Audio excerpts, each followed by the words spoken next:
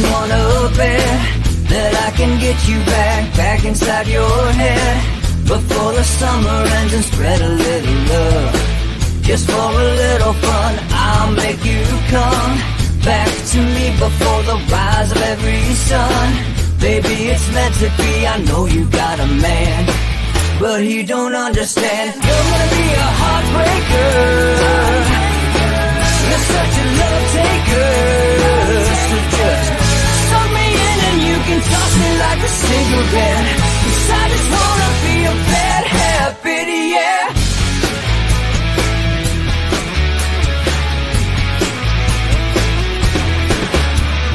Rhythm in our love, it's impressive, excessive. You can't make this stuff up. My chest beats, it's restless, wakes the neighbors up above. Yeah, baby, come and show me love. Baby, come and show me love, because you're gonna be a heartbreaker, you're such a love taker.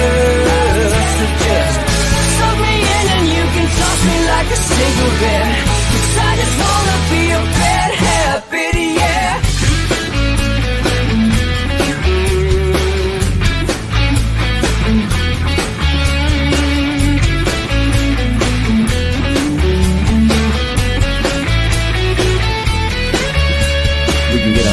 Take a one-way ride, steal us away to find a place we can hide. It wouldn't take much to spear for a knife, just to give into the need and leave it all behind. 'Cause I know that you know that I know that you want me. You told me, now show me, come blow me away. 'Cause I know that you know that I know that you want me. You told me, now show me, come blow me away. You're gonna be a heartbreaker,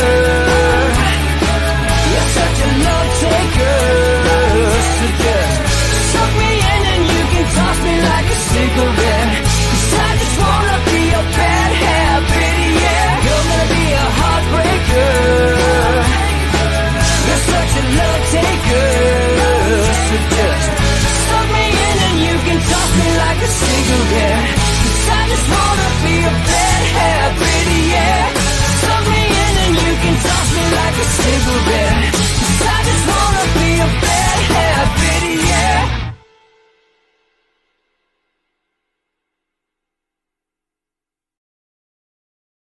All right, welcome to Inside the Numbers with the People's Pundit. I'm your host, Rich Barris, the People's Pundit. It is Friday, Free Will and Friday. We'll take some questions a little bit later on. I want to talk today about abortion a little bit in more detail. I did a thread on it yesterday. I want to do it a little bit in more detail. We missed the COVID questions that we did on the public polling project yesterday because we ran out of time on the show. And Rasmussen actually did questions that basically mirror ours. And it's very interesting what they found because it's pretty much in line with what we found. All right. So I want to go on and talk about that. But before we do, I have to bring up something else. It is Friday and it's time for my little rants. Okay. The trial of Jussie Smollett, however you say this guy's name, this clown's name, Jussie Smollett, has been going on this week. The people he hired, let's face it, he faked a hate crime. All right, they testified. All right, the detective in the case testified that 24 detectives took 3,000 hours of manpower investigating this fake hate crime hoax. If and when Jussie is convicted, as you and I would most certainly be, if and when he is, he should be forced, the judge should order him, Mr. Big Shot, Deep Pockets, should order him to pay the city of Chicago back, the taxpayers of the city of Chicago, as if they could afford monetarily or time-wise, manpower-wise, to lose those resources when they have real serious crimes to investigate, when they are basically there's more death in the city of Chicago than there was in the Afghanistan war last year. All right. So this is like the height of entitled elitism, thinking that society has is built and fit for them, to cater to them instead of to the people who actually pay the damn bills, to the people who actually keep the city running, to keep the gears grinding and moving day in and day out in the city of Chicago. Anyway, after that, the two people get on the stand who he hired to fake hate crime him, and they basically just blow him up. They got text messages. The special prosecutor puts forward text messages, all sorts of nice goodies. I mean, they got the guy dead to rights. He paid these guys a few grand to do this. It was all choreographed, which is amazing. He did it like it's an episode of Empire. All right? It's all choreographed. I want you to hit me with this hand this way. Make sure to say these words. Make sure to do this, wear that. And this is how I'm going to react. And I mean, understand the one guy who testified said, I did it because I felt indebted to him. He got him a stand-in position on Empire, a stand-in role, and thought that he could further advance his career, maybe get him some other, stand-ins or better roles in the future, and that he would advance his career. And he felt, that they were friends basically, but also that he owed Jussie, whatever. I don't even care how you say his name. That he felt like they owed Smollett, and that's why they did it. They obviously didn't think there would be any consequences, but here we are now. Again, so they wasted 3,000 hours, 24 detectives to investigate this hate crime. We know their motive. I want to advance my career. But what nobody seems to be at all concerned about, remember how much this mattered back then. What nobody seems to be concerned about is why Jussie did it. Nobody seems at all interested in getting to the bottom of why an already rather famous star of a popular show decided to put himself at risk and fake a hate crime that made Donald Trump look bad and made certain other people look good. I don't believe in consequences. Definitely not. I mean, coincidences. Definitely not in politics. If you've been around as long as I have, there is nothing that isn't staged in this game. From an interview on Fox News to a floor speech by a U.S. senator or a House of Representatives or a lawmaker in the House, it's all staged. It's all for the camera. It's all for show. Hearings are for show. It is all entertainment. It is all production news. And I have the sneaking suspicion that this is no different. Out of nowhere, this hate crime hoax starts getting headlines in what we would refer to as gateway left-wing publications, gateway liberal publications. What do I mean by gateway? CNN's not going to grab it and run it first. But maybe Ebony will, right? Mm-hmm. Maybe Now will. Maybe the Huffington Post will. Maybe the Daily Beast will. All the above. And that is how, by the way, they snuck the dossier on CNN and major networks. Because Jake Tapper could then go to the camera and say, the Daily Beast is reporting on this dossier. We all have known about this dossier, but we didn't, report on it. We're only telling you now because the Daily Beast did it, okay? This story was gobbled up by those very same publications, which then got more mainstream, especially as Democratic lawmakers in the House and Senate began to comment on it. Then it was national news. Alternative media, folks like myself, Jack Posobiec, everybody, Robert Barnes, everybody could smell bull right off the bat when the story broke. As if there were going to be Trump supporters in uptown Chicago in the middle of the night wearing MAGA hats in the freezing cold, looking for a star of a popular TV show who's gay and black to lynch. It was ridiculous. On its face, no editor should have printed that story without investigating, but they did. And they jumped right on it. And then the big publications can say, did you know we saw Ebony report? We saw this one report.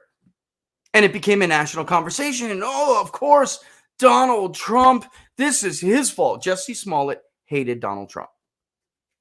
He routinely spoke on social media about hoaxes that the media would push. Russia collusion, the Muslim registry, all of it. This guy loved to tweet about. I hate Donald Trump. Then this, F Donald Trump. He's not my president. Blah, blah, blah, blah, blah. How convenient. You found the only two MAGA hat wearing supporters in uptown Chicago in the middle of the night. But there was something more convenient about this.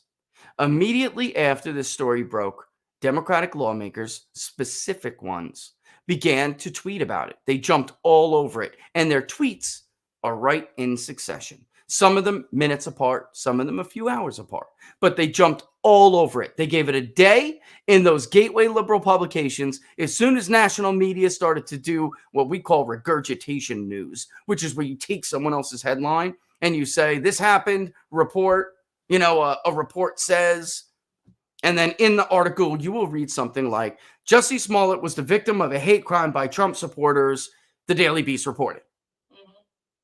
It's not their story, and that gives them plausible deniability in case the story falls apart to say, well, we didn't report that. We were just reporting what other people said. They were regurgitating the reports of other people, all using the same source. And it looked way too coordinated. There was something going on when this happened.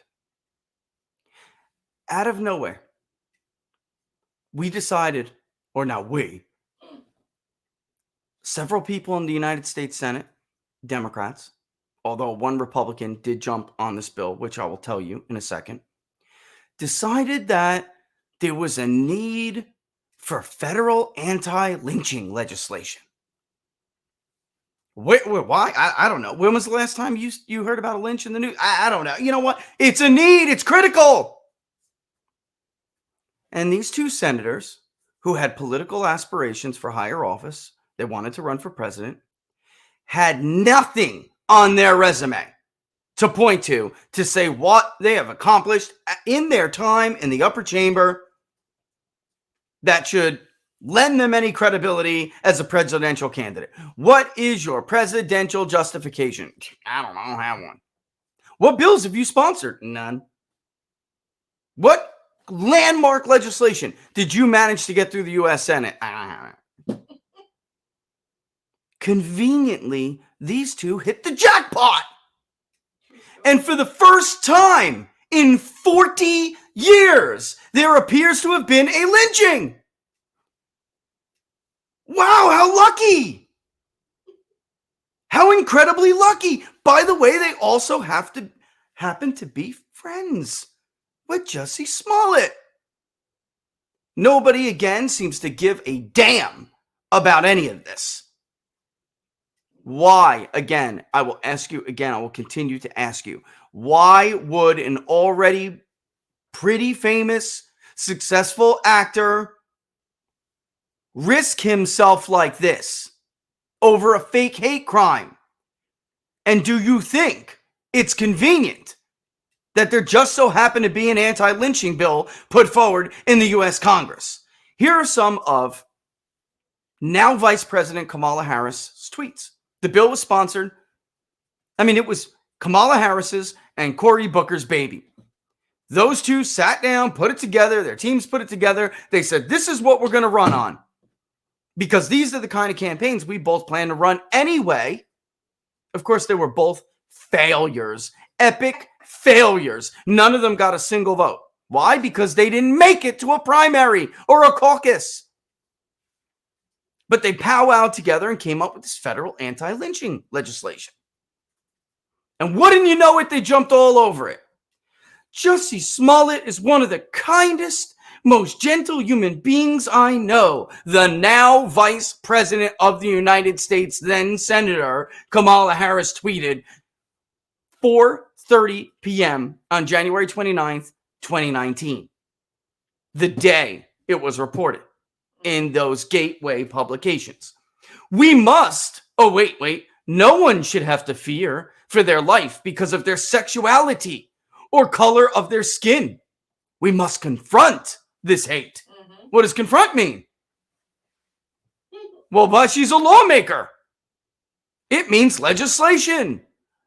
She's getting ready to tee it up tomorrow. Tomorrow comes. Lynching is a dark and despicable part of our nation's history, yet it is still not a federal hate crime. Now, Vice President and then Senator Kamala Harris tweeted 9:29 p.m. on January 30th, the day after when the lynching bill started to get pushed. Passing a federal anti-lynching law must be a priority for this new Congress. We're going to talk about whether or not it really was a priority. Was there a need for any of this?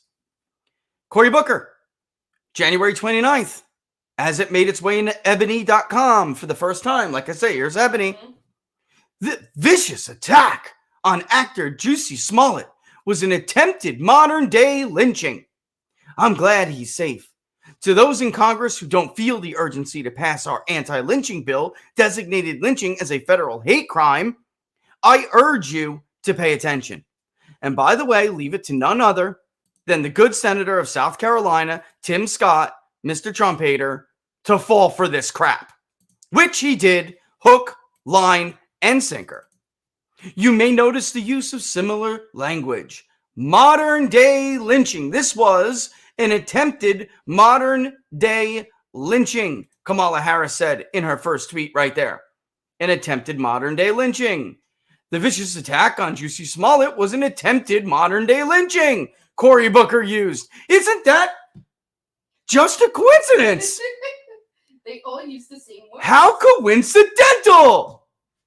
Oh, and There are a lot of other Democrats that jumped on the bandwagon, including the crazy Maxine Waters, Nancy Pelosi, and others, but that's not that relevant to what we're talking. I mean, of course, they're going to get help from their friends, but these two are the sponsors of this bill. Kamala Harris knows not only Jussie Smollett, but the very first prosecutor, Fox, in Chicago, who tried to sweep all of this under the rug when it was uncovered that this was a faked hate crime. It only got prosecuted. Why? Probably because Donald Trump was in charge of the Justice Department. And Donald Trump said, if you don't prosecute this, I will send somebody from the Justice Department to crawl up every orifice in your body. You will prosecute it. She was forced because of pressure from up top and below, the people and the president, to recuse and get out of the way. A special prosecutor was appointed, and now here we are.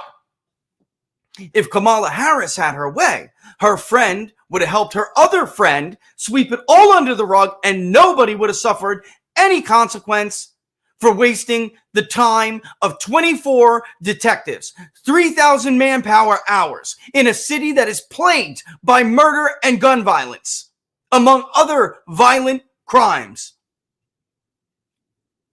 No consequence for turning the nation once again into a racial strife powder keg that's getting ready to blow at any minute. You don't support Jussie? You don't feel bad for Jussie? That's because you're racist. You're a Trump supporter racist. This is because of Donald Trump and his Twitter account. He has sowed hatred for black people and for gay people. don't forget. You can't forget what happened. You can't forget what happened when he did this. Outrageous that you could even think you could pull something off like this. You know, Laura and I were talking about it yesterday, and the truth of the matter is, these are people who get away with everything. Yes. Right? No They get accountability. away with everything. There is no accountability.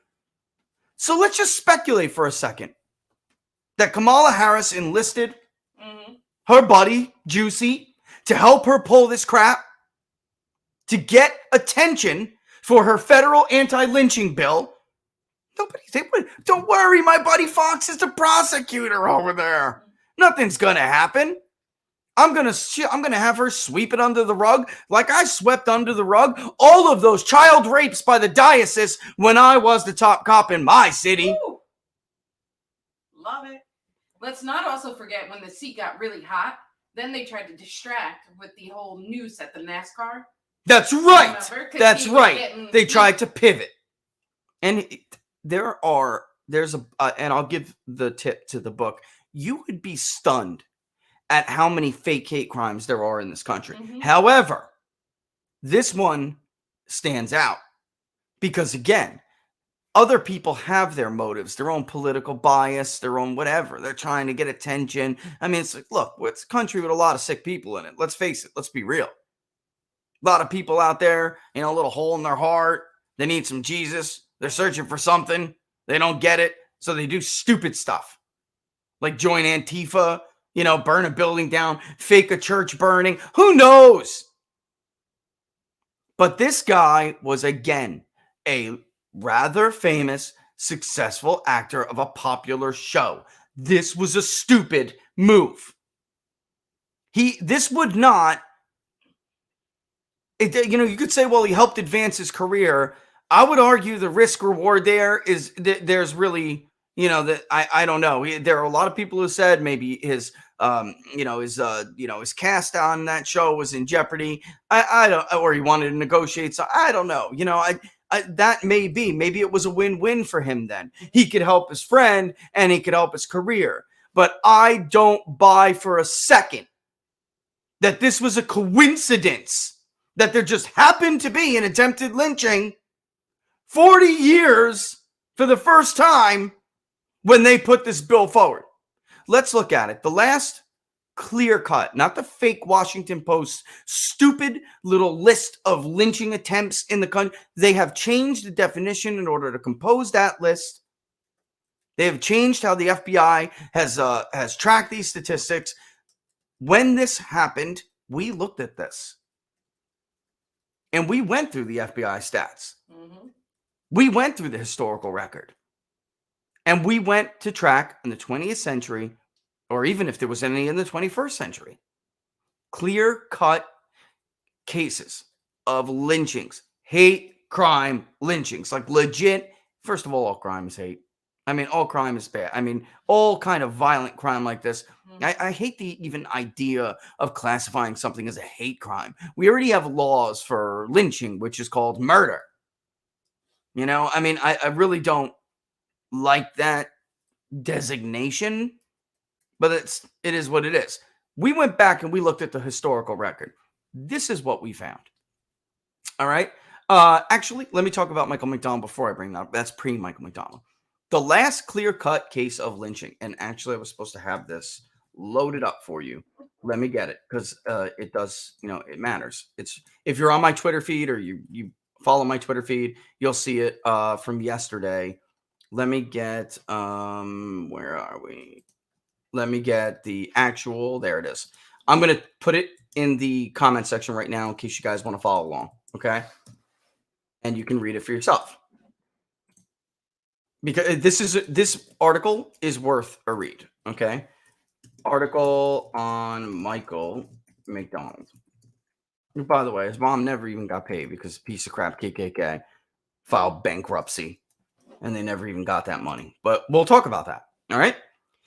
Actor and Empire star Jussie Smollett has been charged with class 4 felony. This was back at that time.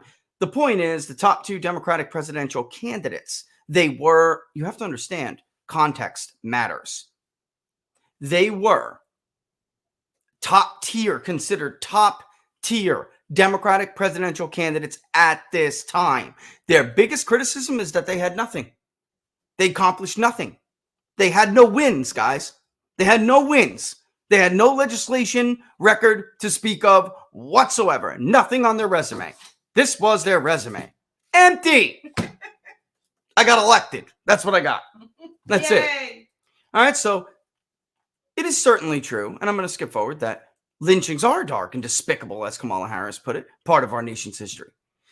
But before Smollett faked the lynching, all right, which brought lynching back into the national discussion, was there a need for anti-lynching legislation? Is it true what Kamala Harris had claimed, that we needed to make it a priority? Or was the single event of Jussie Smollett faking a lynching the only thing driving what she said should be a priority? Let's look at the empirical evidence. The last clear-cut case of lynching, ladies and gentlemen, in the United States was in 1981, nearly 4 decades before this happened. The lynching of Michael McDonald in Mobile, Alabama, was the last traditionally defined case. Michael McDonald, a young African-American man, was beaten and murdered by several members of the Ku Klux Klan, the KKK. They hung his body from a tree, the very perceived definition of a lynching.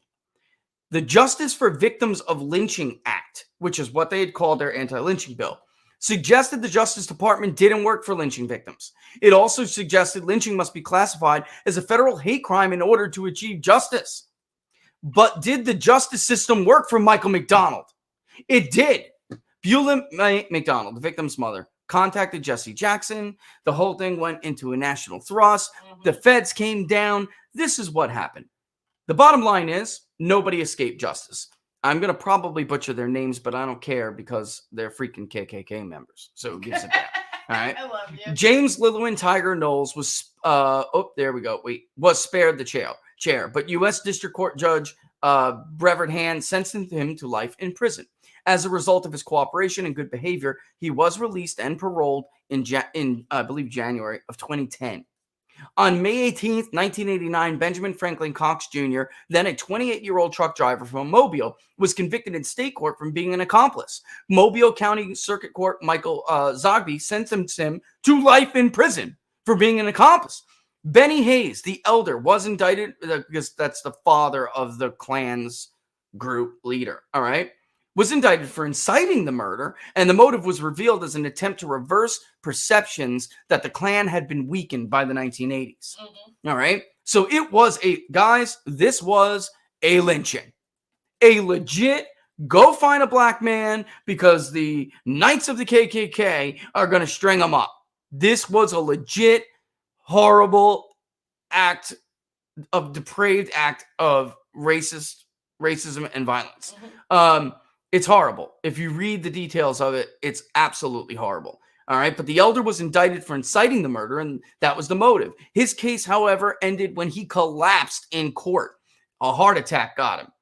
There was a mistrial because he went down in court. They went to retry him, and he dropped dead of a heart attack.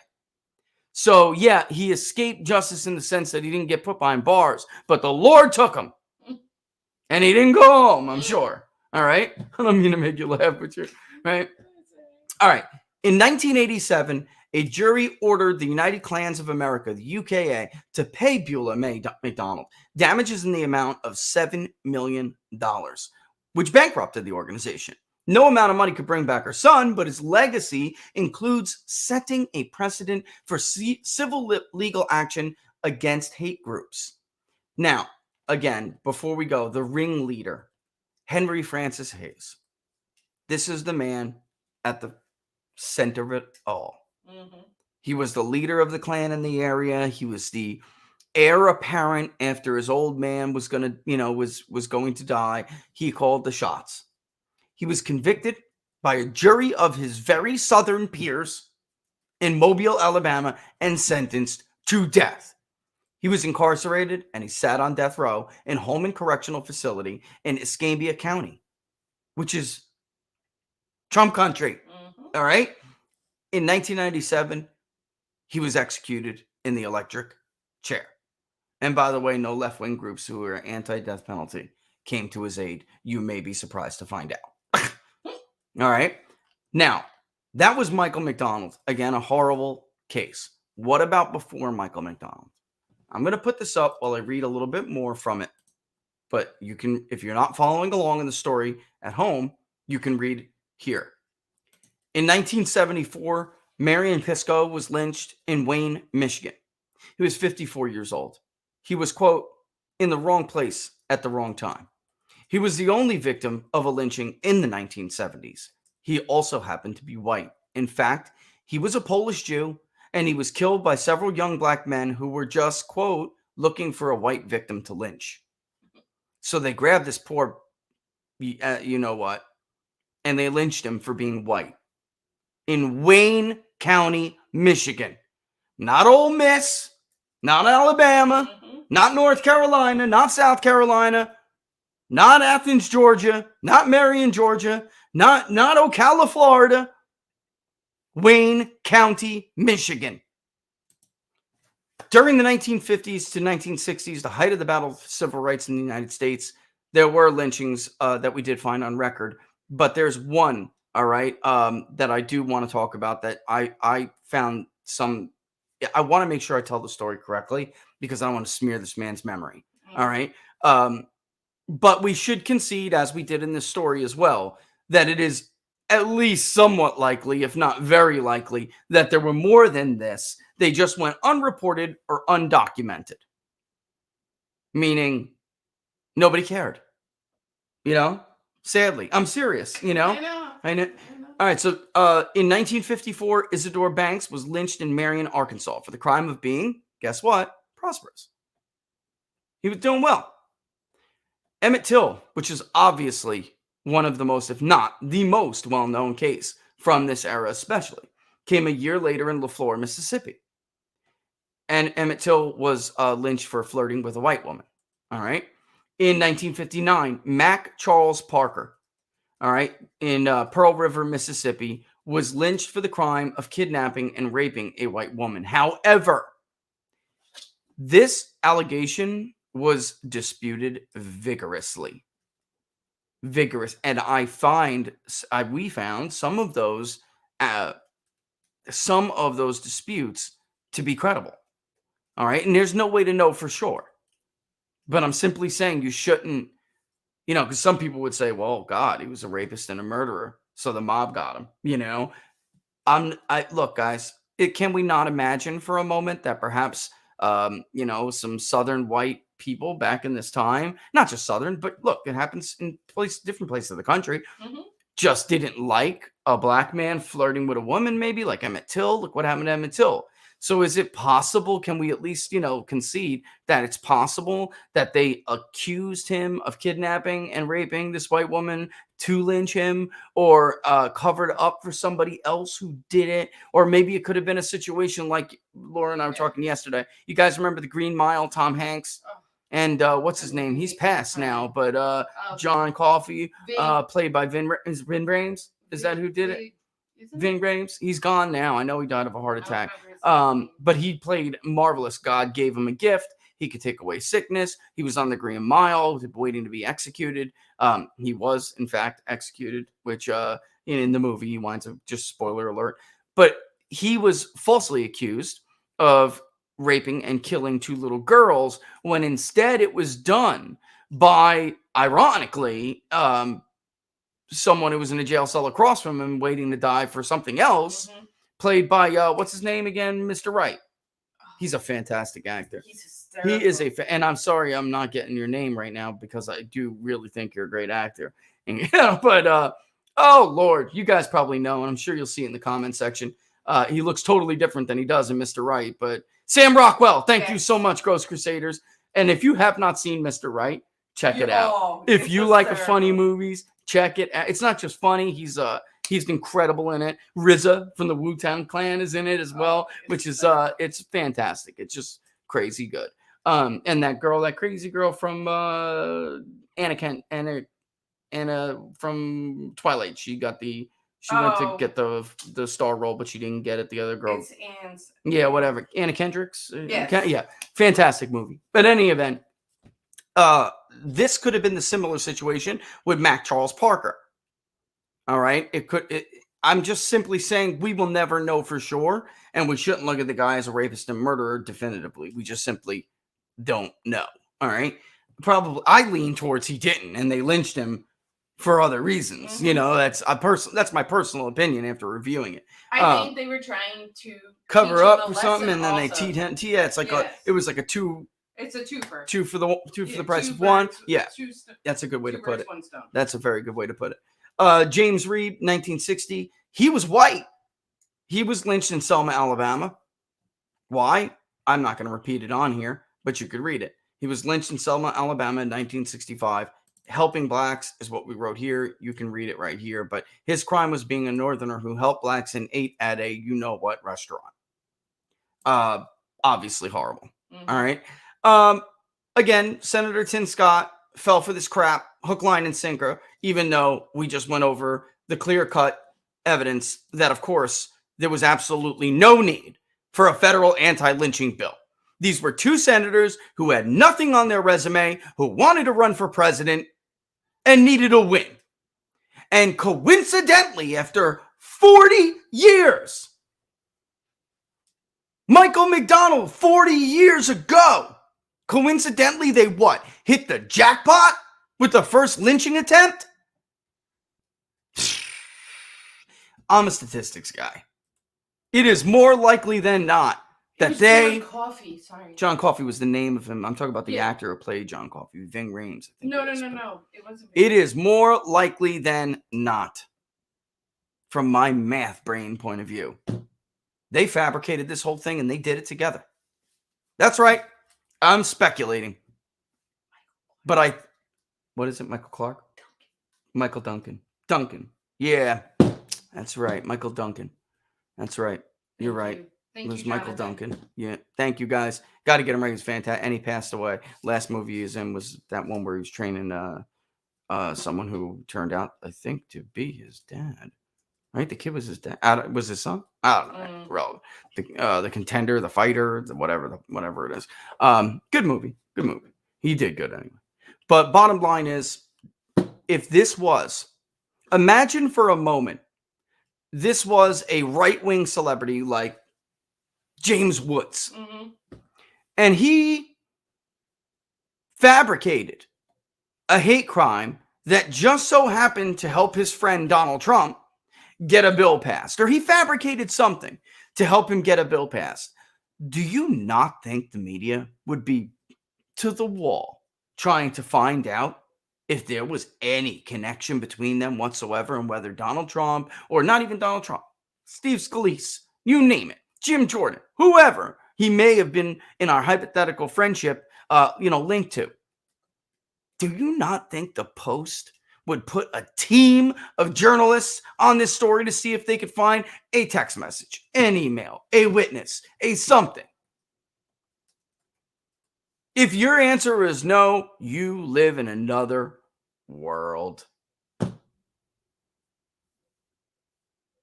There is more evidence than not to suggest.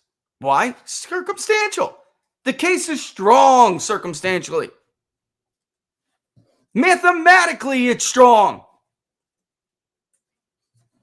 Out of nowhere, he fakes a lynching. They just happen to be pushing lynching legislation when there's no need for it. There was no need. We didn't have some epidemic of national lynchings that are, was crime. Lynching is on the rise this year. Lynchings have increased 30% since 2017. That wasn't happening. I like your rendition.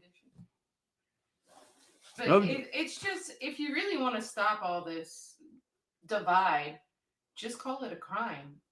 Whether the person is black, white, and if it's the opposite color that is doing the opposite harm. The Democratic argument is that they need a specific designation. They have to create a divide in order to Yeah. I mean, that's really, and that's why, by the way, they've been doing this and using it as a wedge for many years. In 2000, when Bush ran against Gore, they ran this ridiculous ad. They brought it back up. They brought it up when he ran for the governor of Texas, but they brought it back up again. In 20, it was a girl whose father, some of you may remember this case if you're old enough. They basically, it was her dad, and they tied him with chains, I think, or rope to the pickup truck, and they drug him behind the truck. And they get her. The NAACP spends millions of dollars to run these ads.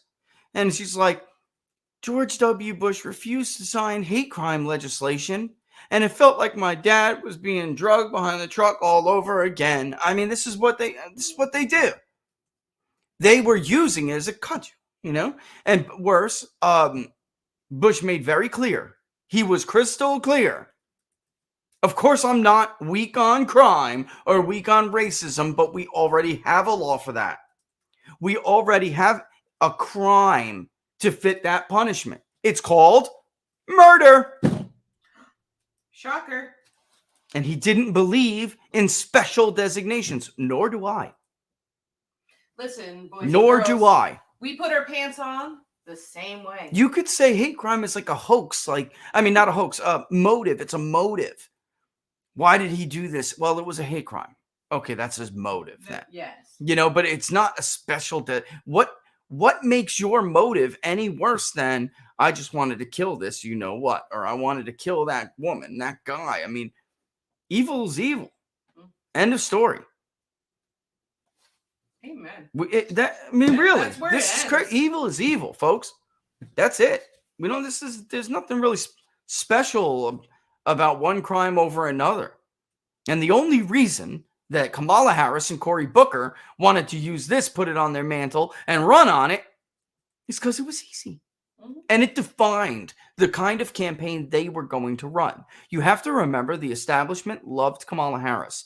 They wanted her because they wanted to run with the narrative that Joe Biden ultimately took anyway, that Donald Trump was causing this racial division in our country. His very being was causing it. That there's real white supremacism on the rise. Joe Biden would later put in his announcement video the Charlottesville hoax. He would repeat that hoax at the nomination convention, at his convention, in his nomination speech, as would Kamala Harris. So you have to understand, in the beginning, the establishment wanted her to do that. And they feel it would have been a lot more effective coming from a woman of color. And that was the campaign she was going to run anyway. You guys may remember, if you followed me a while, I had a friend who was a Bernie supporter from 2016, works with Bernie's campaign, decided he was not going to work with Bernie at first in 2020 because Bernie knew the strategy that the rest of them were going down, and he didn't want to do it. He said, we will lose the coalition that we had in 2016 against Hillary Clinton. And this year, that's the winning coalition. And if we go hard at Donald Trump the way they are going to, he's a racist, he's that he knew, and he's politically smart, very smart. His instincts were right. We will lose the progressive rural vote who do not like race cards being used in campaigns the way they had intended to do. So this lynching bill was perfect to tee it up. Perfect. Mm-hmm. And how coincidental. How lucky. It's like the equivalent, Booker and Harris, it's the equivalent of them hitting the Powerball. If you think that's a coincidence, you're a fool. You're naive. And the media would be all over this if the roles were reversed. All over it. And I'm not, for people who want to say I'm jumping to conclusions, I'm not jumping to conclusions. I'm looking at timestamps. I'm looking at timelines. I'm looking at relationships. And I'm looking at the math. And the odds that there would have been a lynching, fake or real, at that time, if there wasn't one in 40 years, get the hell out of here. Yes, I am saying that the now vice president of the United States, probably put her friend up to this. This was her fabrication or her staff's fabrication. Mm-hmm. Booker, anyone who's ever lived in Jersey and remembers Corey's time as mayor in Newark, that is not beneath him. He'll fake everything, including fire rescues. All right? So, you remember that? Yeah. Oh, my God. Coincidentally, though, the whole modern day lynching and then a noose. Yeah, the same words. Noose shows up there. Right. There was one role after the other. Yeah, man. Come on, man. And that could have been a cut because people copycat, which is why you should never name shooters. Yes. And you should not report on mass shootings the way the media does. We have, there's another great story on PVD that you could go and read, but the media is the contagion for these mass shootings because of the copycat effect, which they call the Columbine effect. And ironically, You know who has done wonderful reporting on this? Because when we were looking at that, statistically, Mother Jones. I kid you not. Two journalists at Mother Jones. And when we contacted certain law enforcement people, they were like, those two are the only ones who had any interest in how dangerous the media's role has been. The FBI, local law enforcement, federal law enforcement, telling these people for years, stop using public shootings, because they are using it to take out the Second Amendment, to ideological weaken the Second Amendment. It's their ideological, journey that they're on. It's a quest, an ideologue quest. They have told them for decades now. Your quest to kill the Second Amendment is costing lives. We can actually show every time there's a mass shooting, the repeat, the copycat. And worse, not only do they happen, and they happen sooner because of media coverage, they're typically more deadly. Why? Because they want that coverage. They want to get some of that spotlight. They want that message heard. They want their message heard. They want to see their name on the paper. They love that crap. These people go by numbers, man. What's your count? What's your count? So sad. And they know this. The media knows it. But they don't care. They want to take away your guns. They don't give a damn that they killed a bunch of kids in Parkland or they had a hand in it. They don't care. Their newsrooms know. The FBI has told them. Academics have told them. There's a wealth of literature on this. And you should check it out, actually. Go to PPD and check it out. It's great. Grover made also a good observation. And let's not forget, it was during a polar vortex. You remember? It was freezing. Oh, yeah. Yep. Yeah. Yeah, that people just hang out on the streets when it's like freezing cold outside. Yeah. Just 2 o'clock in the morning. 2 o'clock in the morning. You know? Yeah. Get out of here. Get out of here. Yeah. There's no way. Don, it's 20 below zero, 2 a.m. Think I gotta go get a sandwich. Don't forget your red hat. Yes. Don't forget that. Wasn't even a real Trump hat. Mm-hmm. I mean, it's crazy. Just red. You know, the color of Trump. Mm-hmm. And anyway, I mean, it was negative 30 that night. Is that true? I believe it, man. Chicago is probably negative something. It can be. Chicago is cold. Yeah, but that's, I'm just flatly saying it. Yes, I am accusing the now Vice President of the United States of being part of this fabricated hoax. There is no chance that there is a chance. I'm just saying the chance is so infinitesimal. It's so small. It's so tiny. It is more likely than not. That's what I'm saying. Damn right I am. And I'm also saying that the Post, the Times, hell, even Fox would have a team out there, man, trying to uncover the ties that bind. Mm-hmm. And they'd have found it by now. Mm-hmm. How long now are we from this? And by the way, Jussie faces a max of 3 years in prison for this. Right. If he gets found guilty and he don't get it, seriously injustice. Mm-hmm. Serious injustice. You and I would get it. If you wasted the time of 24 detectives in Chicago, 3,000 manpower hours, that judge would rock you on that sentence. Y'all be singing Nobody Knows. I mean, Don, right? I'm looking at Don. We're going to talk to Don here in the next hour. This is part of it. And the Alec Baldwin thing. It's all this very much these entitled little snobs think the entire system works for them. I didn't pull the trigger, Your Honor. Are you freaking serious? That doesn't even make sense if it's like a Glock 19. But this was a single action revolver. Anyone who knows anything about firearms, that's not possible. And do you know how hard that hammer is? There's something. Oh my God! I mean, That thing is, it's This not is- like it just goes so. This is the smoothly. problem. Praise George Clooney, though, for even saying what he said. I mean, he was like, look, anytime I was handed a firearm on the set, I always checked it to make sure the rounds weren't live or to clear the chamber, whatever it may be. I mean, you always check that firearm. He used a sentence that really pissed me off. Now, I would never point a gun at anyone and pull the trigger. You can. You figured out how to do it? Hey! I would, thank God.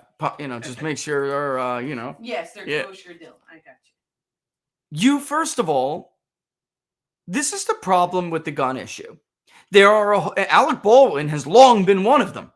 There are all these people who have all of their strong opinions against guns and the Second Amendment who have no idea what they're talking about.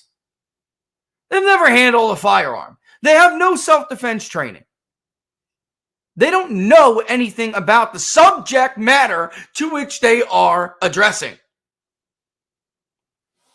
Yet we all have to listen to their hyperventilating rants every time there's a shooting. They don't give a damn about the murders in Chicago Jussie Smollett stopped detectives from solving. They don't care about any of that. They only care about these rare instances where they can take a tragedy and turn it into an ideological wedge. A benefit. Anything to further their Anyone that's really what it is. That's all the common thread. The first part, Alec, of that sentence is the period. Ends after that. The period goes after the first couple words. I would never point a gun at anyone. Period. Forget about pulling the trigger. And it's squeezing, not pulling. You idiot. I don't feel bad for this guy. I feel bad for the poor person he killed. Yeah. Because he's an idiot who didn't treat a firearm with the respect it deserves. What was the actor? An undisciplined moron. Who was the actor that you just? There is You just told me. George Clooney. Yes. Was like, this just doesn't make sense. He said it. You don't point fire. This is the problem. This is the problem. There are too many people who don't know what they're talking about, who talk about things. There are too many people who don't know what they talk about, who handle things they shouldn't be handling. This is a severe problem in our society, in modern society. Everybody thinks they're a freaking expert in everything. Mm-hmm. You don't point a weapon at anyone ever unless you intend to use it. Period. Forget about squeezing the trigger. You just don't point firearms at people, jackass. And first of all, and second of all, that revolver could not have just gone off. It's not like a Glock with the Glocks have the safety triggers. Mm-hmm. It's not like a Glock. That can't happen, what he is saying. The pin slip, the bolt slot, that's not how revolvers operate. So it's not possible. And thirdly, stop calling it a prop gun, you ignoramuses. A prop gun is like a piece of wood. You remember the movie The Other Guys with Mark Wahlberg and that other idiot, Will Ferrell? The wood gun that Michael Keaton, the captain, gives him because he doesn't trust Will Ferrell with a real weapon. So he gives him, that's a prop. A prop is fake. Because a real firearm is loaded, supposedly, with blank cartridges, does not make it a prop. That is still a firearm. And you don't point it at anybody. Not until you know damn well they're really blanks in there and they say camera action. Even joking around when it's not the scene, you shouldn't be playing around. Maybe Hollywood, honestly, shouldn't be trusted with these firearms at all. Period. Because they have people they bring in that know what they're doing, but the average actor like Alec the idiot Baldwin has no idea what he's doing.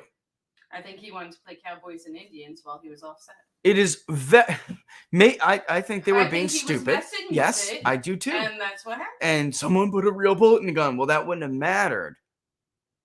If you weren't messing. And not for nothing, we all know Alec Baldwin has a horrible temper. Mm-hmm. So we're giving him the benefit of the doubt by saying maybe something was accidental. Mm-hmm. The truth is, we really don't know. And she can't tell us now, can she? Nope.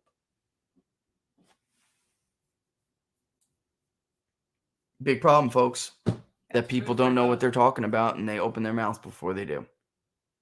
Big problem. It's 11:55. Another thing in the news before we go. You may see this tweet. Okay. I hate these because they're so easily debunked. I can't stand politicians when they do stupid stuff like this. All right. Okay. I'm going to bring her up. I got to shame her. Got to do it. Got to do it. We have the time.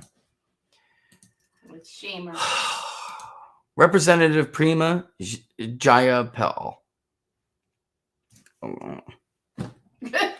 This was yesterday. 6:30 at night.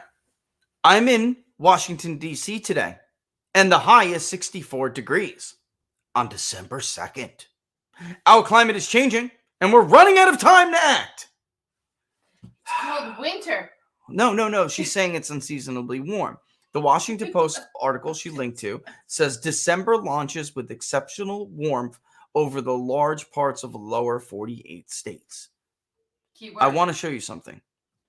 This is such a load of bullcrap.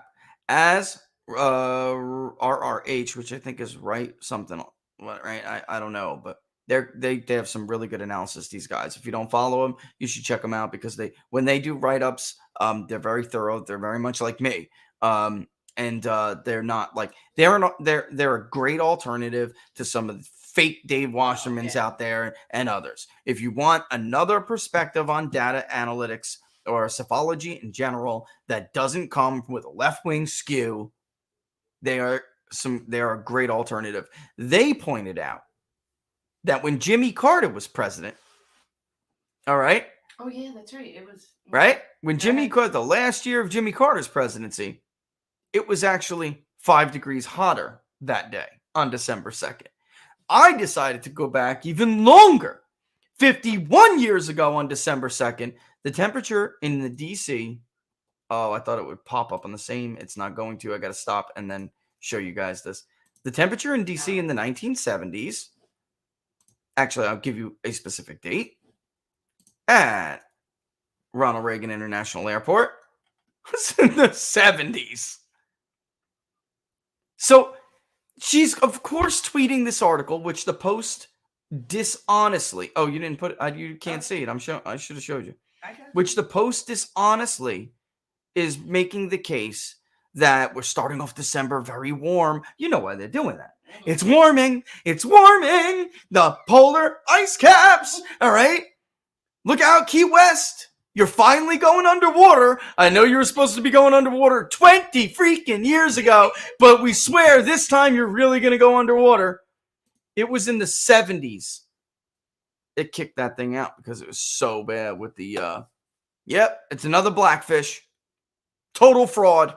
Here's the kicker too. And I wanted to show it to you, but apparently they use way too many ads on there and the streamer don't like it. Streamer don't like it. If you were to go back 4 days ago, 4 days before, you would have found that November was ending with unusual or unseasonal cold temperatures.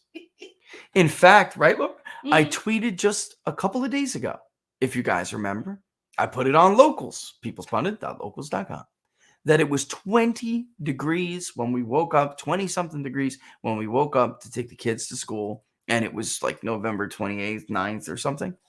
Weather data, especially temperature data, is so easy to manipulate to make your argument what you want. And that is something they've been exploiting for many, many years, but it's also why their predictions have failed time and time again. California is not gone. The island of Manhattan is not submerged. Neither is Key West, Miami, big parts of Miami. It's a load of crap. That's why That's why their predictions fail.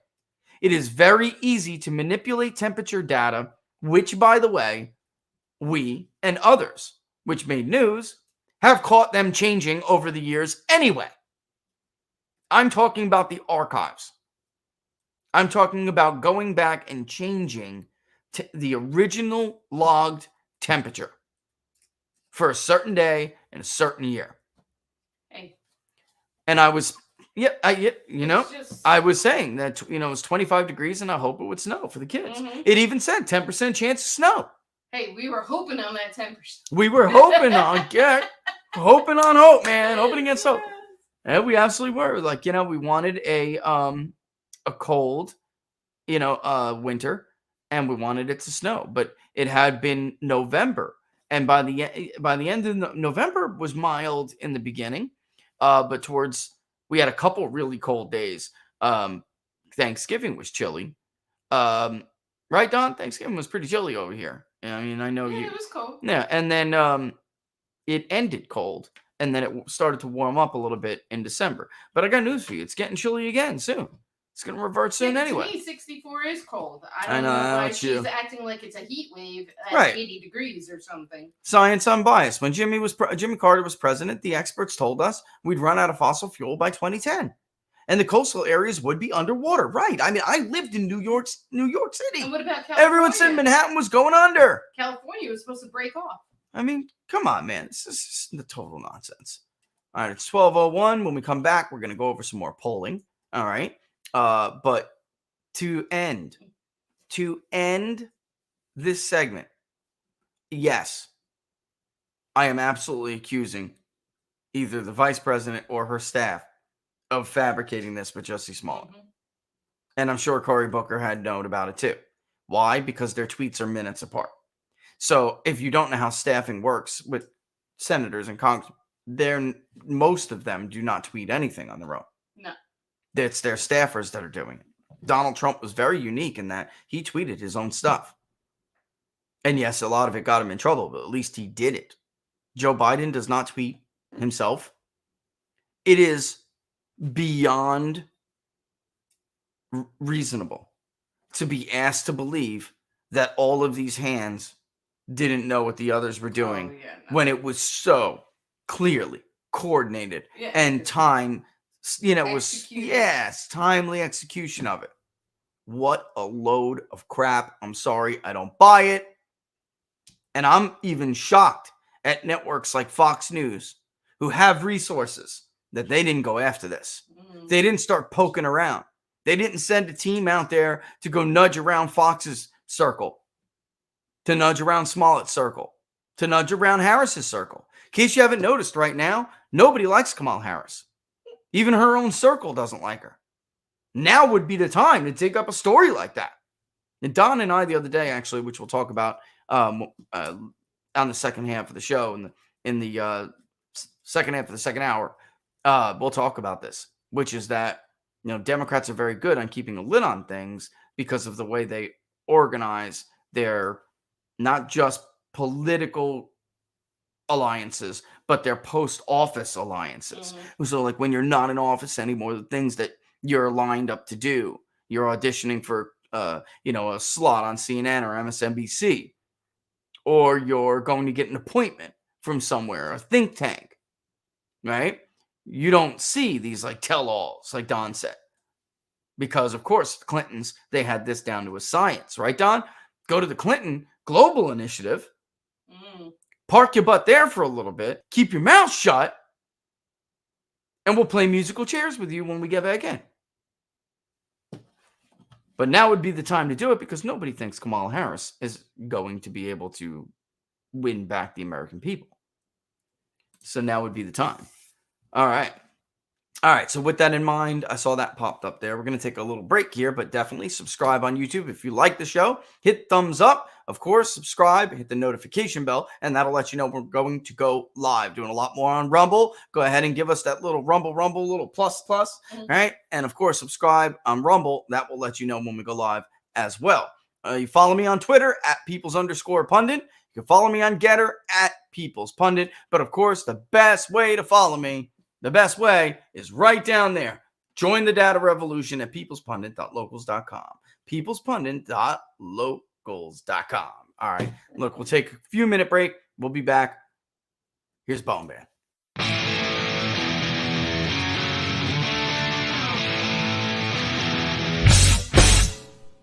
How much you wanna bet that I can get you back inside your head before the summer ends and spread a little love.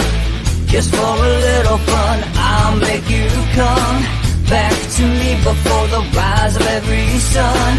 Baby, it's meant to be, I know you got a man, but he don't understand. You're gonna be a heartbreaker. You're such a love taker. So just suck me in and you can toss me like a cigarette. 'Cause I just wanna be a bad habit, yeah.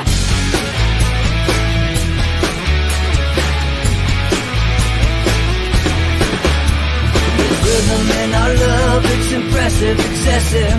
You can't make this stuff up. My chest beats, it's restless, wakes the neighbors up above.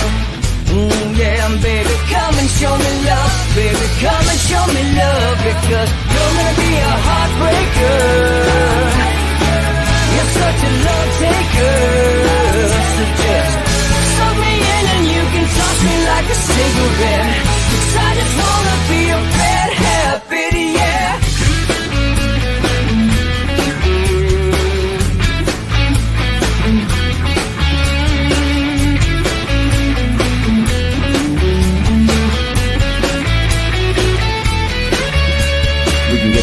Take a one-way ride, steal us away to find a place we can hide. It wouldn't take much to spear for a night, to give in to the need and leave it all behind. 'Cause I know that you know that I know that you want me. You told me, now show me, come blow me away. 'Cause I know that you know that I know that you want me. You told me, now show me, come blow me away. You're gonna be a heartbreaker.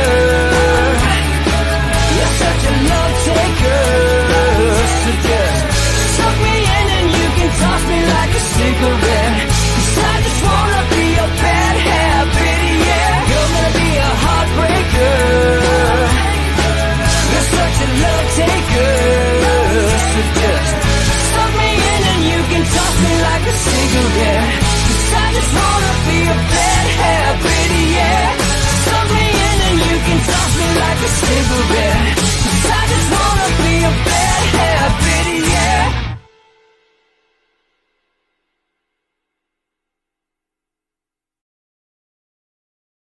And we're back to Inside the Numbers with the People's Pundit. I'm your host, Rich Barris, the People's Pundit. And you can go follow me on Twitter, follow me on social media, blah, blah, blah. peoplespundit.locals.com. peoplespundit.locals.com. All right. So let's check out what we got here. There's some stuff I wanted to go over, right? There's been a lot of talk about the Supreme Court. It went over the Mississippi law, and the media had a meltdown that looks like it's going to be a 6-3 upholding the Mississippi restriction on abortion after 15 weeks. All right. This is prompting people to talk about a potential blowback to basically, which would help the left, okay, is what they're arguing. And did I get the other one up here? Hold on one second. Yeah, let me grab it. I don't know. Oh, nobody knows that. Nobody speaks. Well, maybe some do. Mm-hmm. All right. I don't understand. Maybe some do. Yeah. Okay. I got that up and about. But first, I want to show mine, and then I want to back it up, and then we'll get into some mandate stuff, which I wanted to also bring up with Dawn. Okay. Which I wrote a little thread about yesterday, but I want to get into it in more detail because I don't believe this argument that if the Supreme Court upholds it, that this will be somehow a bad thing that will galvanize women against Republicans. That's simply not true. Okay. If you look at the polling data, in fact, we have been right about the change in views on abortion. And we know that from just as recently as Virginia. All right. Our polling that showed Youngkin was going to win also showed that if abortion was your top issue, you were going to vote for Youngkin. We were a little closer. We had it about 60 something. Oh, don't keep doing that. The background's not right. We had it about 60 something, or no, the exit polls were 60-40. We had it about I think it was 57 for Youngkin, whatever it may have been. But the bottom line is here, things have changed. All right. The pro-choice designation, number one, there's a number of reasons why this is happening.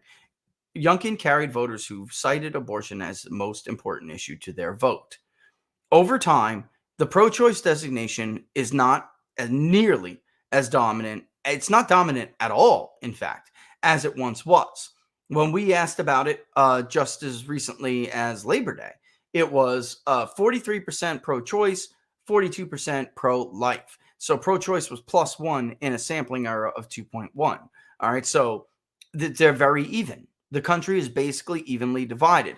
But here is why pro-life actually has a slight advantage now. Things have changed. The science, ironically, has not favored the pro-choice movement. What we have learned about abortion, late-term abortions, what we have learned even about early-term abortions has not helped the left make the case for what they once dominated, which was the permitting of essentially unfettered abortion. And pro-choice not only isn't dominant, but it doesn't mean what it once did, because many who still designate themselves as pro-choice, in fact, in strong percentages, significant percentages, support such restrictions, as we saw in Mississippi. A heartbeat is detected at what, 9 weeks? All right. The Texas heartbeat bill is among the most restrictive bill that we had seen out. The Pain Protection Act was, I believe, 20 weeks, because there's new science that shows that the baby actually can experience pain in the womb at 20 weeks. All right. So we tested a bunch of these on Labor Day. When is it? It's 6 weeks, a heartbeat bill. Okay. There was an interesting conversation on our locals community, peoplespundit.locals.com. And he has a professor who basically said that abortion is just one of those things that can't be polled because there's no way to ask it correctly without injecting political bias. That's a load of horse manure. All right. You can ask simple designation, very, very lightly, and then prompt people to give you their views. If you use what we do, which is based off of Gallup, they have the longest history of tracking views on abortion. And if you stick to the medical part of it, and I would argue actually that they get a little bit too political, right? Because they use words that you'll hear parties use, and you shouldn't do that. All right. You should simply use language that is scientific and medical in nature, and then you will get people's true beliefs. In fact, after a heartbeat has been detected, we asked a series of questions, and I'm going to also tell you about some of the work we had done privately for a client, which really took a dive into how pro-choice is the pro-choice voter. And the fact of the matter is, the answer is not very pro-choice. Many are still calling themselves pro-choice because they look at the case of rape and incest, right? When in fact, that is a tiny, tiny percentage of abortions. Abortions are being used as birth control. That is the reality in this country. All right. And Americans don't support that. So when you see the celebrities like you did yesterday that I responded to, tweeting that where are the men to back up women's right to choose? What about all of you fathers who were spared fatherhood, he writes, because their partner was able to get an abortion? First of all, many women feel like Laura does. What about the man's right? Yes, it's my body and I have to carry the baby to term, but the man has no say in whether or not a baby that is his, who he would otherwise care for, is terminated. Should we not be promoting the virtue of fatherhood over the virtue of fatherlessness? Deadbeat dads of America unite! Or would-be deadbeat dads of America unite. There is something very upside down about that line of thinking, especially coming from a father of 3. I can't imagine terminating the pregnancy of one of my children. They are there in front of me now.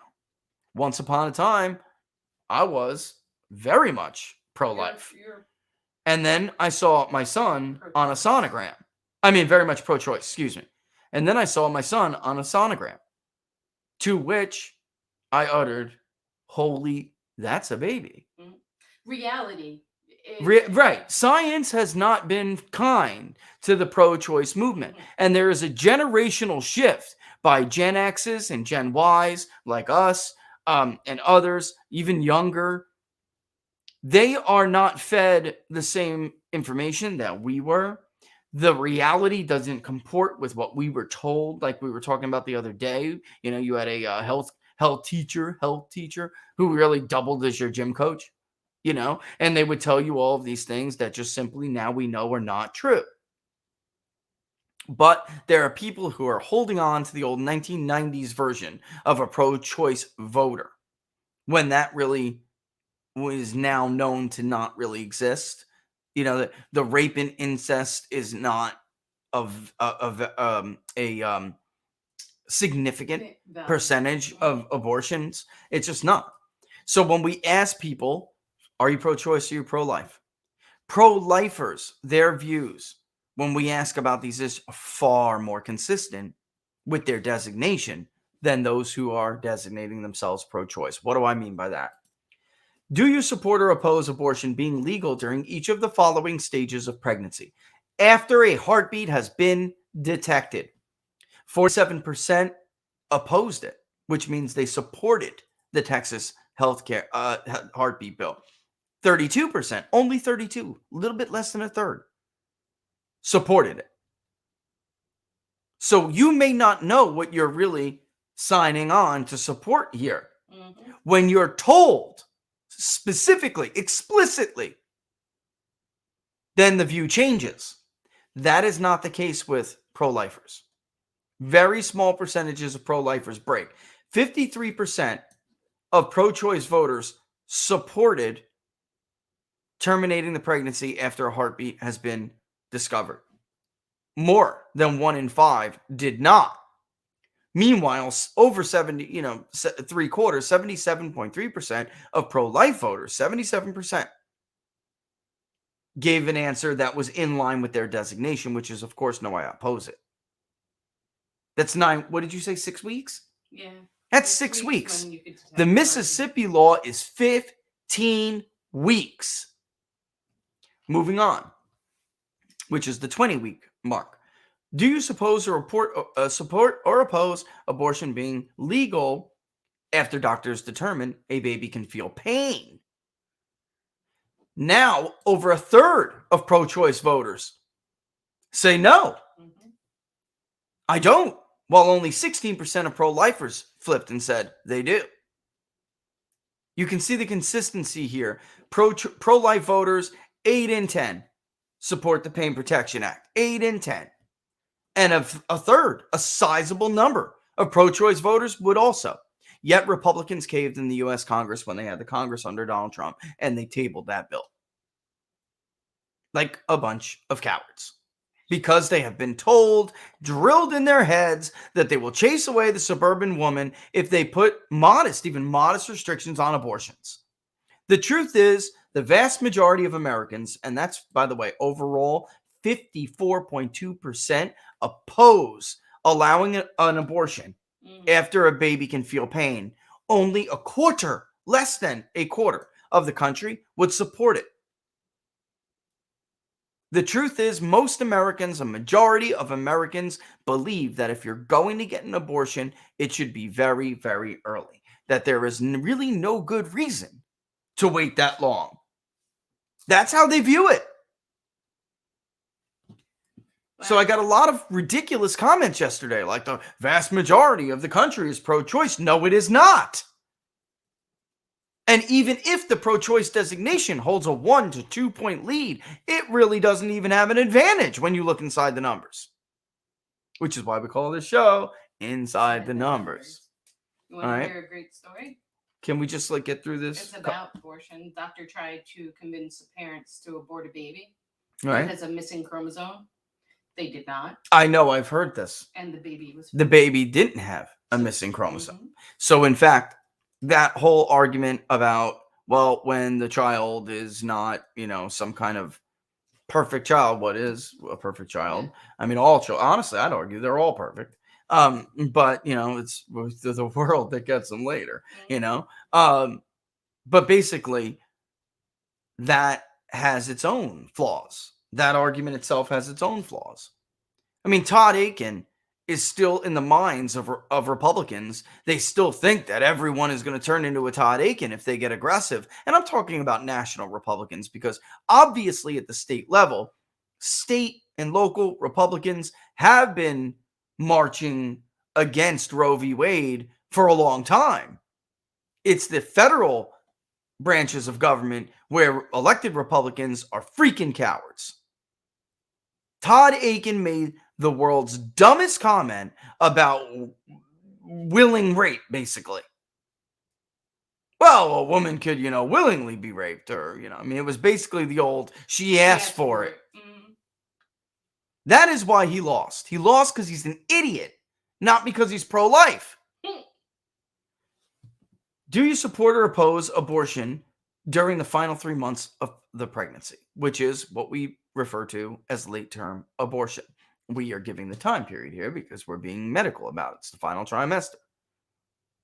This is a deal breaker with the American public.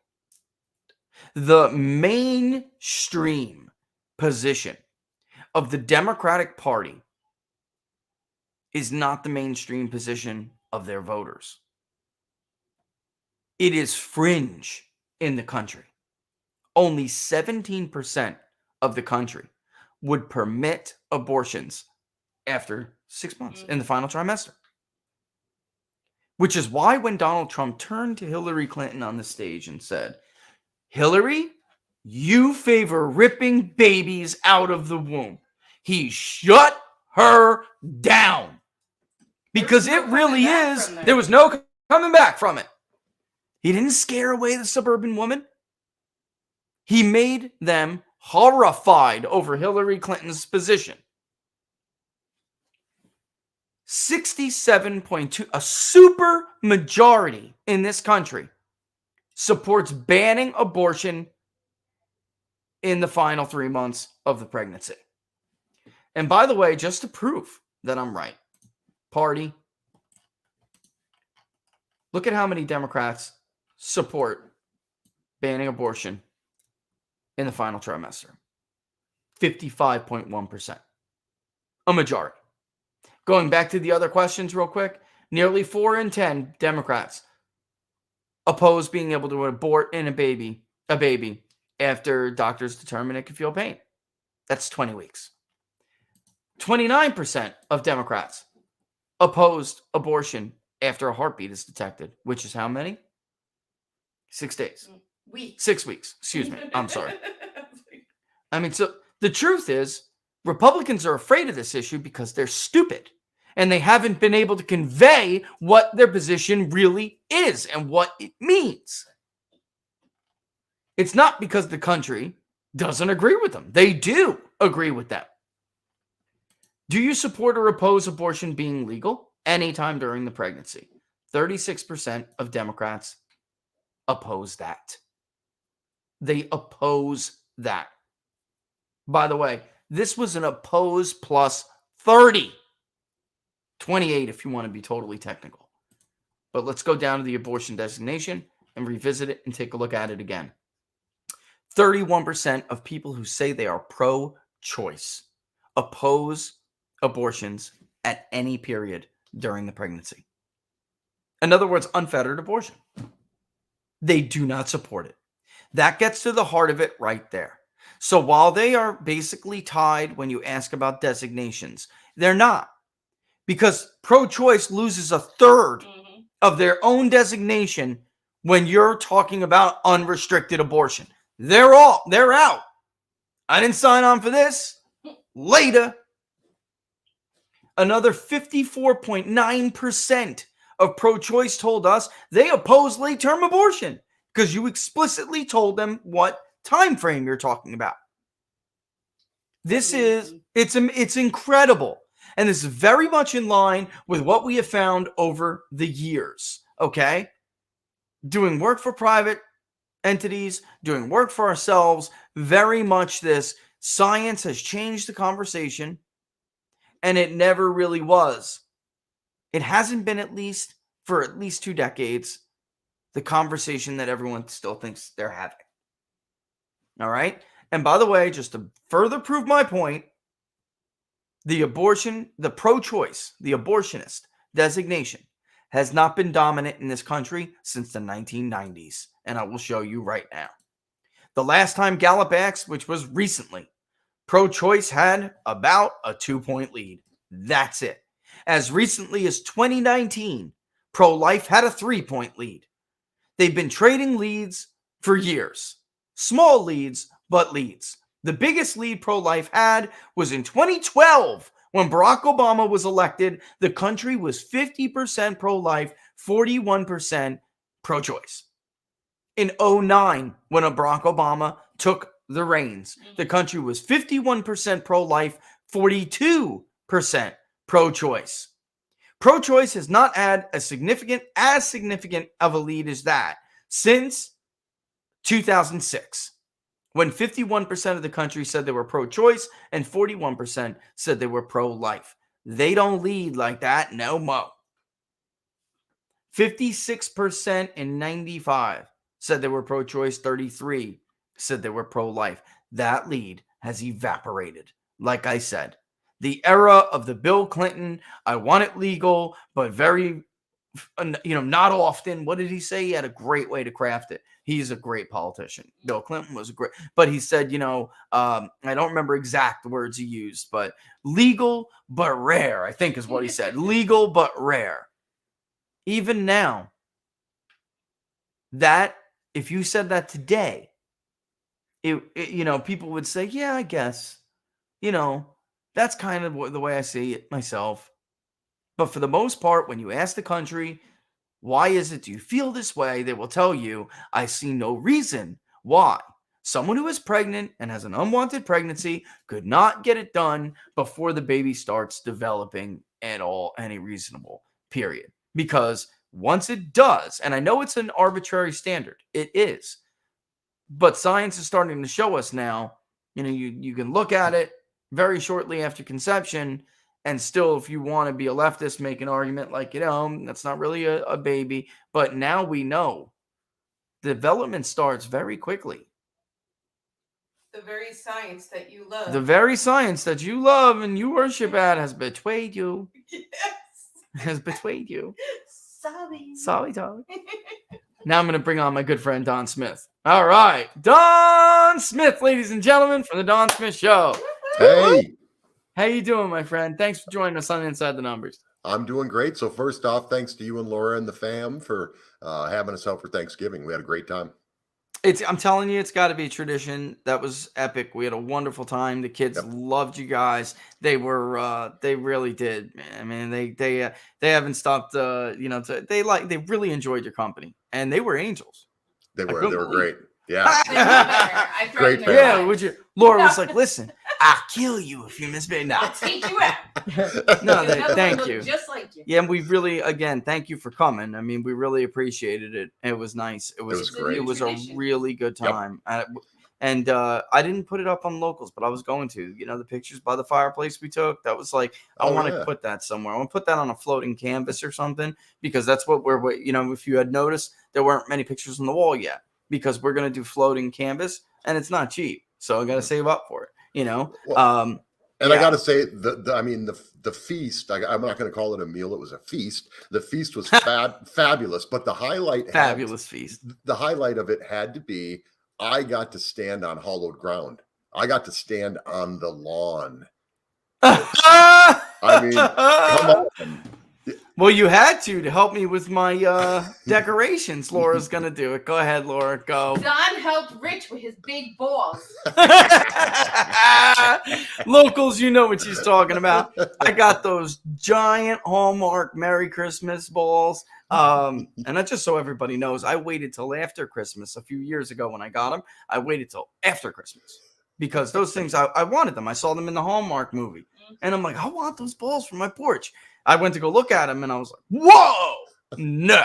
You know, so then after Christmas, it all gets much cheaper. I think I got it like half off. Yeah. Like maybe more, like 60% off or something. You know, otherwise ridiculous costs of some of this stuff. But the craftsmanship, you know, I mean, you got to get, there's something to say. There's something to be said for quality craftsmanship in this day and age. And made you in know, America. And made in America. Right. And these guys at Balsam Hill, I mean, the ornaments, they blow the glass, they hand decorate. Not many people do this stuff anymore. So it's like, if you know you want something like that still, sadly it's worth it. It is worth their time. They're artists, man. Mm-hmm. They are artists. Incredible. Yeah, nice. So what'd you think about the polling we were talking about? This is your communications guy. This is what you do. This is a communications issue. This is not about pro-choice having such a dominant position. That is not true and hasn't been true for decades, like I just showed. Yep. This is a messaging issue, Don.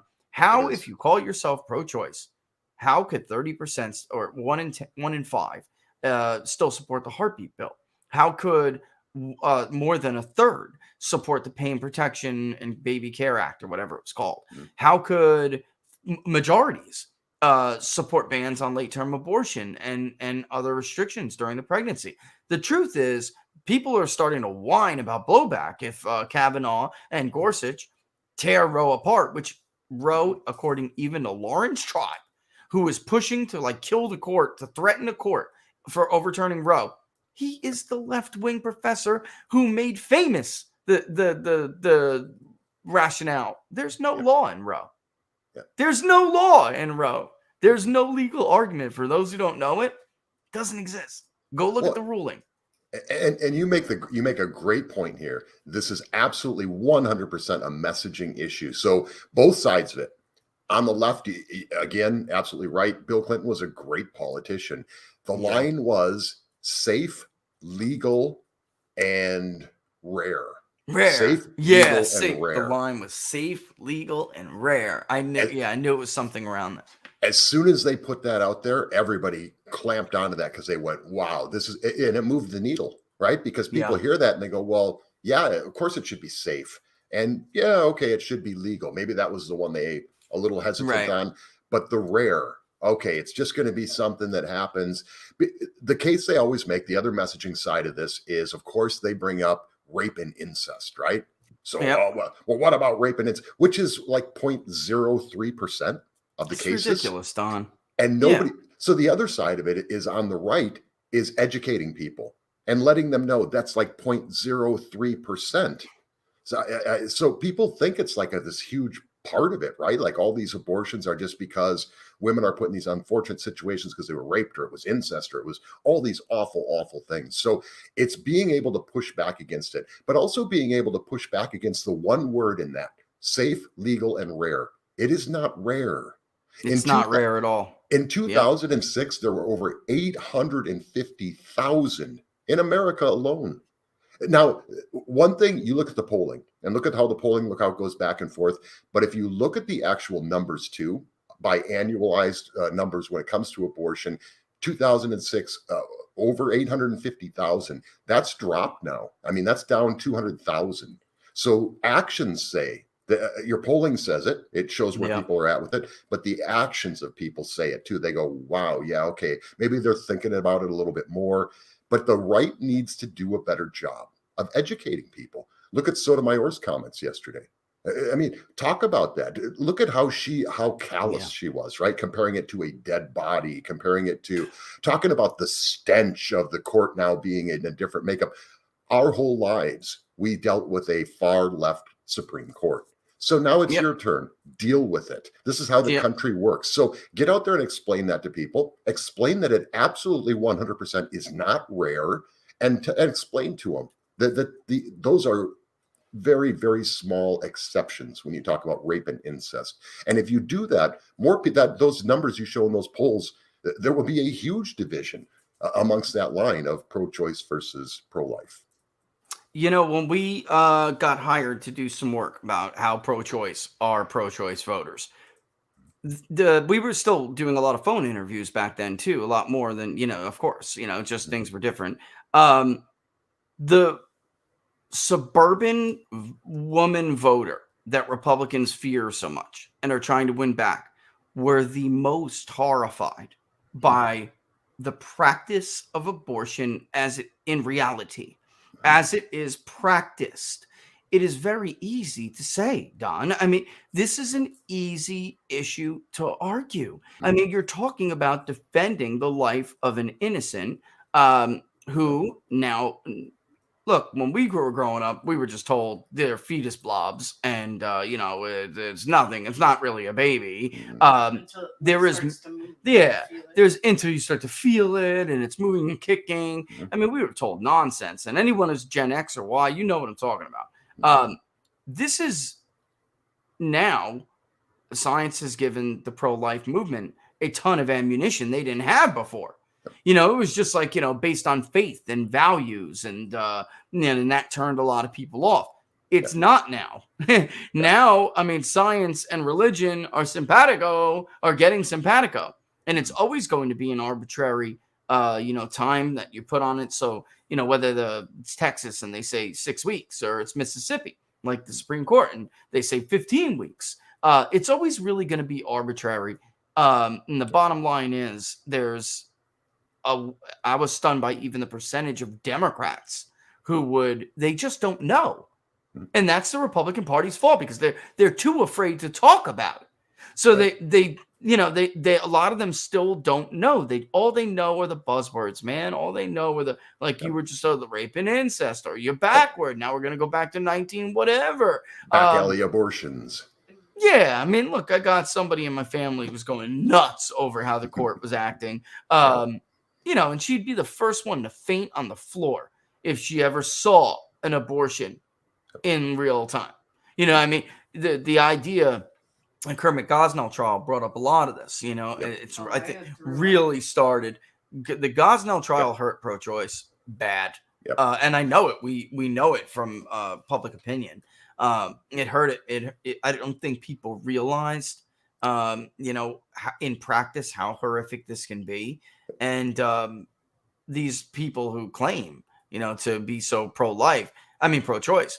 You put them in a room, Dom, while this is going on, they're going to pass out, fall on the floor, and throw up, choke their own vomit. Yep. It opened a lot of people's eyes. It was an educational thing. But I want to touch on one thing that you were talking about, because I heard you earlier talk about this. Why do they go after the kids? So take two different issues. Take abortion, which, number one, abortion is such an emotional issue, right? I mean, it really is amongst voters on both sides of the issue. So you've got abortion, you've got climate change. Why do they go after the kids? Why do you see the Gretas out there? Why do you see these young kids out there with the pro-choice stuff? And it's that you said earlier. Once you've gone through this experience and you see the ultrasound and it's like, this is my child. This is a human life.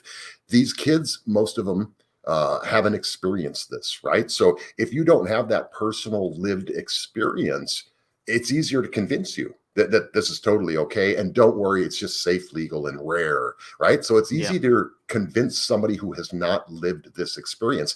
And the same thing, so, not to conflate the issues, but I will, is climate change. So climate change is the same thing. If you're young, I remember the winters of, when I was 8 years old, and I remember all different tornado events and all these different things, hurricanes, all this stuff throughout your life. If you're young, you're 8 years old, you're 12 years old, you've only seen so many of these things, right? So you believe that, they happen all the time now, and it's all because of climate change. And you actually believe that these things never happened before. This is all new. And so it's kind of the same thing as far as a messaging standpoint, because if you've lived experiences, you go, hey, wait a minute, that doesn't make sense.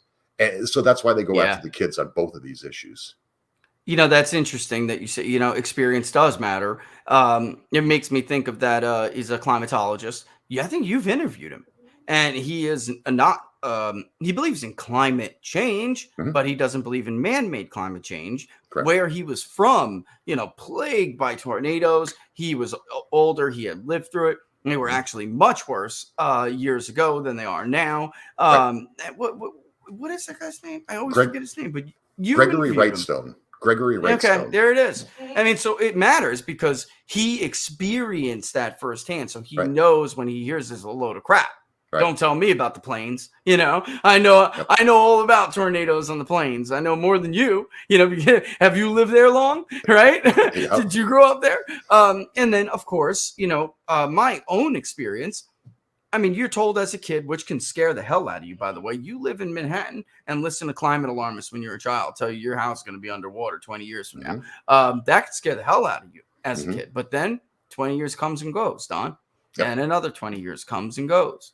Yep. And Al Gore was wrong. And Time Magazine was wrong. And all these people, that conglomerate of climatologists that said, you know, they were all wrong.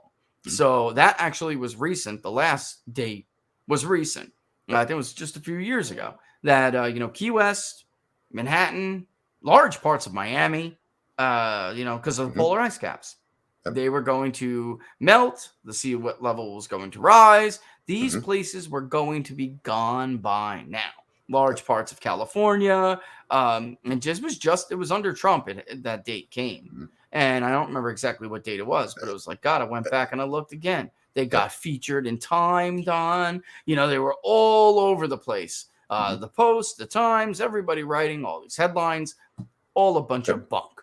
So I'm on a business trip one time, and I'm down I'm on South Beach. So I'm staying on a hotel right on the ocean, right in front of me, right across the street from where the beach is, and it's called Ocean Avenue. So it runs in front of the hotel. I'm watching TV. I got the news on, and Al Gore's on there, and he goes, "As we speak right now, Ocean Avenue is underwater in large parts of Miami." Wait, I am. I look out the window, and I'm like, no. But he says that, and people believe it, right? So if you're not there and you're not going, no, it absolutely is not underwater, not even close to underwater. Yep. Then I posted a picture of it on social media, and I get this guy from Sweden coming back and telling me I don't know what I'm talking about. I'm like, this is right now. I'm standing on Ocean Avenue. Okay, don't tell me. Speaking of which, in Nordic countries, a couple years ago. You can't even, the sad thing is you got to really watch who you're gathering. You know, when you go back and you play the games with the dates that they do, temperatures, you know, archives, you got to watch who you're taking it from, because I mean, just a few years ago, maybe 6 or so years ago, it was under Barack Obama. I mean, busted outright, changing historical dates of temperatures from certain periods in time, all to make their model look like it is warming. And I mean, they were caught red-handed doing it, and nobody, you know, I mean, yeah, NOAA, all these other people, all these other organizations nobody was outraged. No, I mean, come on, because they didn't know, Don. They didn't know. Nobody flagged it. I mean, it was come on. I mean, it's just to me, it's like polling, and it's like public polling for media outlets. You don't get funded unless you get the results they want. Yep. It's that simple. Yep. Yeah. And okay, so let me correct myself. It's Ocean Drive. So that a couple times I'll get emails from Miami going, it's Ocean Drive. So it is, yeah, you will. It is Ocean Drive, but it's the whole thing we talk about on this, right? It's when Joe Biden said on the campaign trail, we believe truth over facts. That was not your typical gaffe from Joe Biden. He really believes that, because truth is a construct. So here you had Al Gore constructing that Ocean Drive was underwater. The fact is, it isn't. So he really meant that when he said that. We believe we believe truth over facts, because they can construct the truth.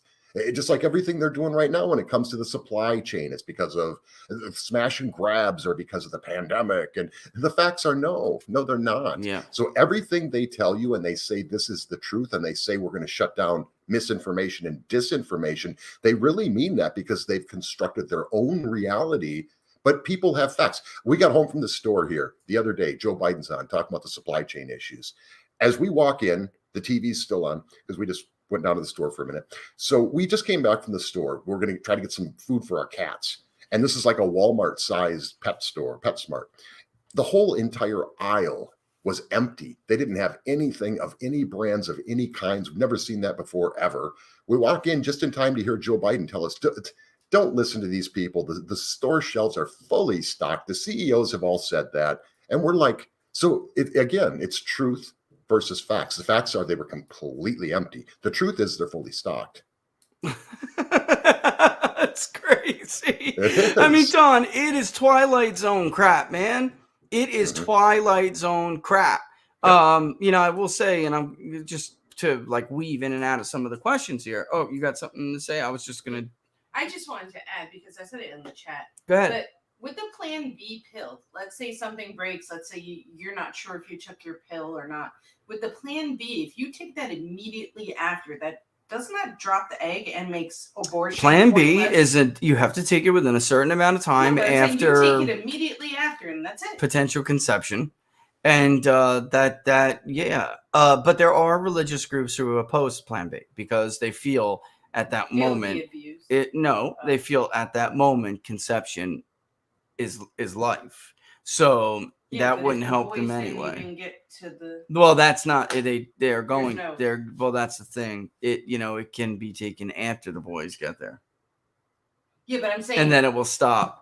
It'll terminate it. How do you prevent? Yeah, you can't. Yeah. Dang. And we're all over here trying to talk about the funny birds and the bees, but I just I'm gonna weave in and out of some questions here, and I did want your opinion about Dr. Oz, so I think that's a great one to pick up too. I will just say this, Honey Badger, because I'm about to take a look at some other polling from people to kind of weave in our own about the vaccines.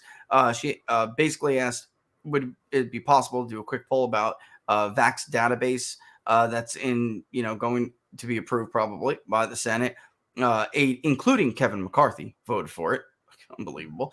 But I don't know if we'd be able to do it quick enough. With the poll we did and released is underfunded, and we wanted to try to do one for Christmas. So that would really be backing me up. So let's say I eat the remainder of the one that already came out, which I probably will. We were trying to get something for Christmas too, so it would be expensive and difficult to even turn around within a certain amount of time. Plus, I'll be honest with you, I'm not sure Republicans don't realize Americans oppose this. I don't think they give a damn. I think this is one of those examples where they know their base. They know the people don't want their names in data. Americans don't like databases. They don't like databases. They just don't care because Big Pharma owns their. I almost said it. They own a lot of people on Capitol Hill, folks. You have to understand that they own them, and they really. That's whose vote they're voting for. They're casting that vote for those people. It's not for you. So I could tell you right now that probably would come back 60-20. I mean, no. You know what I mean? But it's a good time to weave in and out, Don. I want to get your opinion on this. Rasmussen did some polling, which basically mirrors our wording on some of our vaccine follow-up questions. So did they get vaccinated? 74 yes, 22 no. Very close to what we got this month. Actually, I think it's like basically right on. We got 70-22, I think. Something I'll have to go back and look. But how confident are you in the safety and the efficacy or the effectiveness? We say efficacy. That's one word that's different. Very confidence, 36, which is a little bit higher than what we got this month, I think, but roughly on par. About a third are not confident, which is where we are, and we're actually ticking up slightly in no confidence. How concerned are you, which is something we don't ask. Look at that, Don. Very concerned, 27% about the harmful side effects of the vaccine. Somewhat concerned, 27%. So a clear majority concerned about the safety. And that is what Laura and I have been saying in our tracking. There's a clear overlap. There are people who are taking this vaccine who don't feel safe taking it. They're being forced to or whatever. And that is just, to me, almost unconscionable. And then here we go about Joe Biden's mandate for employers. 57 oppose, 35 support. That is almost identical, Don, to what we got, which to just show people again real quick, where's my abortion designation? We got employer mandate. And I wanted to bring this up actually too, to kind of weave in and out. Thing crashed before because that website had so many views. There it is. Employer mandate. Oh, it's not added. Sorry about that, guys. There we go. Don and I go to the left. The employer mandate comes to the front. We can go to all, but you can see by party there. I'll do all of the results. 50s, it's almost identical. I mean, we got 38.5 support, and Rasmussen got what again? 35. So very close. I mean, very close. And then overall opposed, they got 57, and basically that's what we got, 56.3. So I mean, really, almost identical. This mandate is not popular, and anyone who polled it and said it was, you either did something wrong or you were dishonest. And speaking of polling dishonesty, did you see they didn't answer me.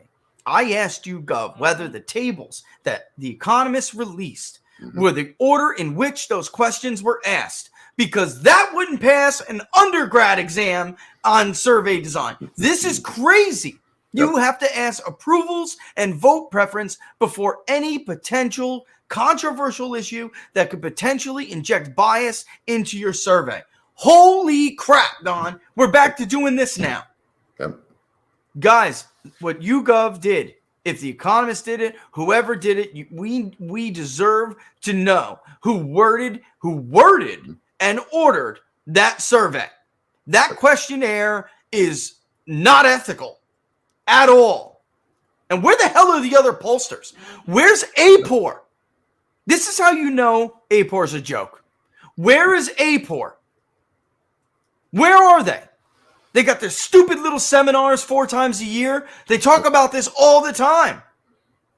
Where are they? It's outrageous, Don. It's outrageous.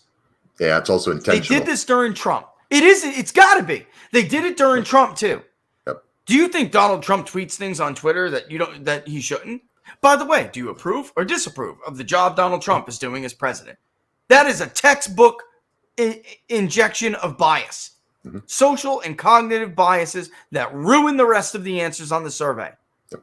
By the way, who are you going to vote for in November? Democrat +5. There's only one way or two. You really wait badly. But this is how you get in this environment. Suffolk, Republican +9. Quinnipiac, Republican +8. Rasmussen, Republican +13. Us, Republicans +8. Emerson, Republicans +8. All of these. And then you get asinine results from people like YouGov and The Economist and CNN, Democrat +4 or 5 or whatever, even as Joe Biden's approval is in the garbage can. The only way you can do that is by playing weighting games, which is what they did. They weighted ours to the 20s, and they made independents high. Since Joe Biden is 30% with independents, it pulled them down to 40. But if you weight up Democrats like they did and weight down Republicans, you will keep Joe Biden's disapproval from going to like the mid to high 50s. That's why they did that. Don is right. You're right. They did that intentionally, Don. That was intentional to keep Joe Biden's disapproval down. Where are all these people? I'm sick of these dirtbags. I really am.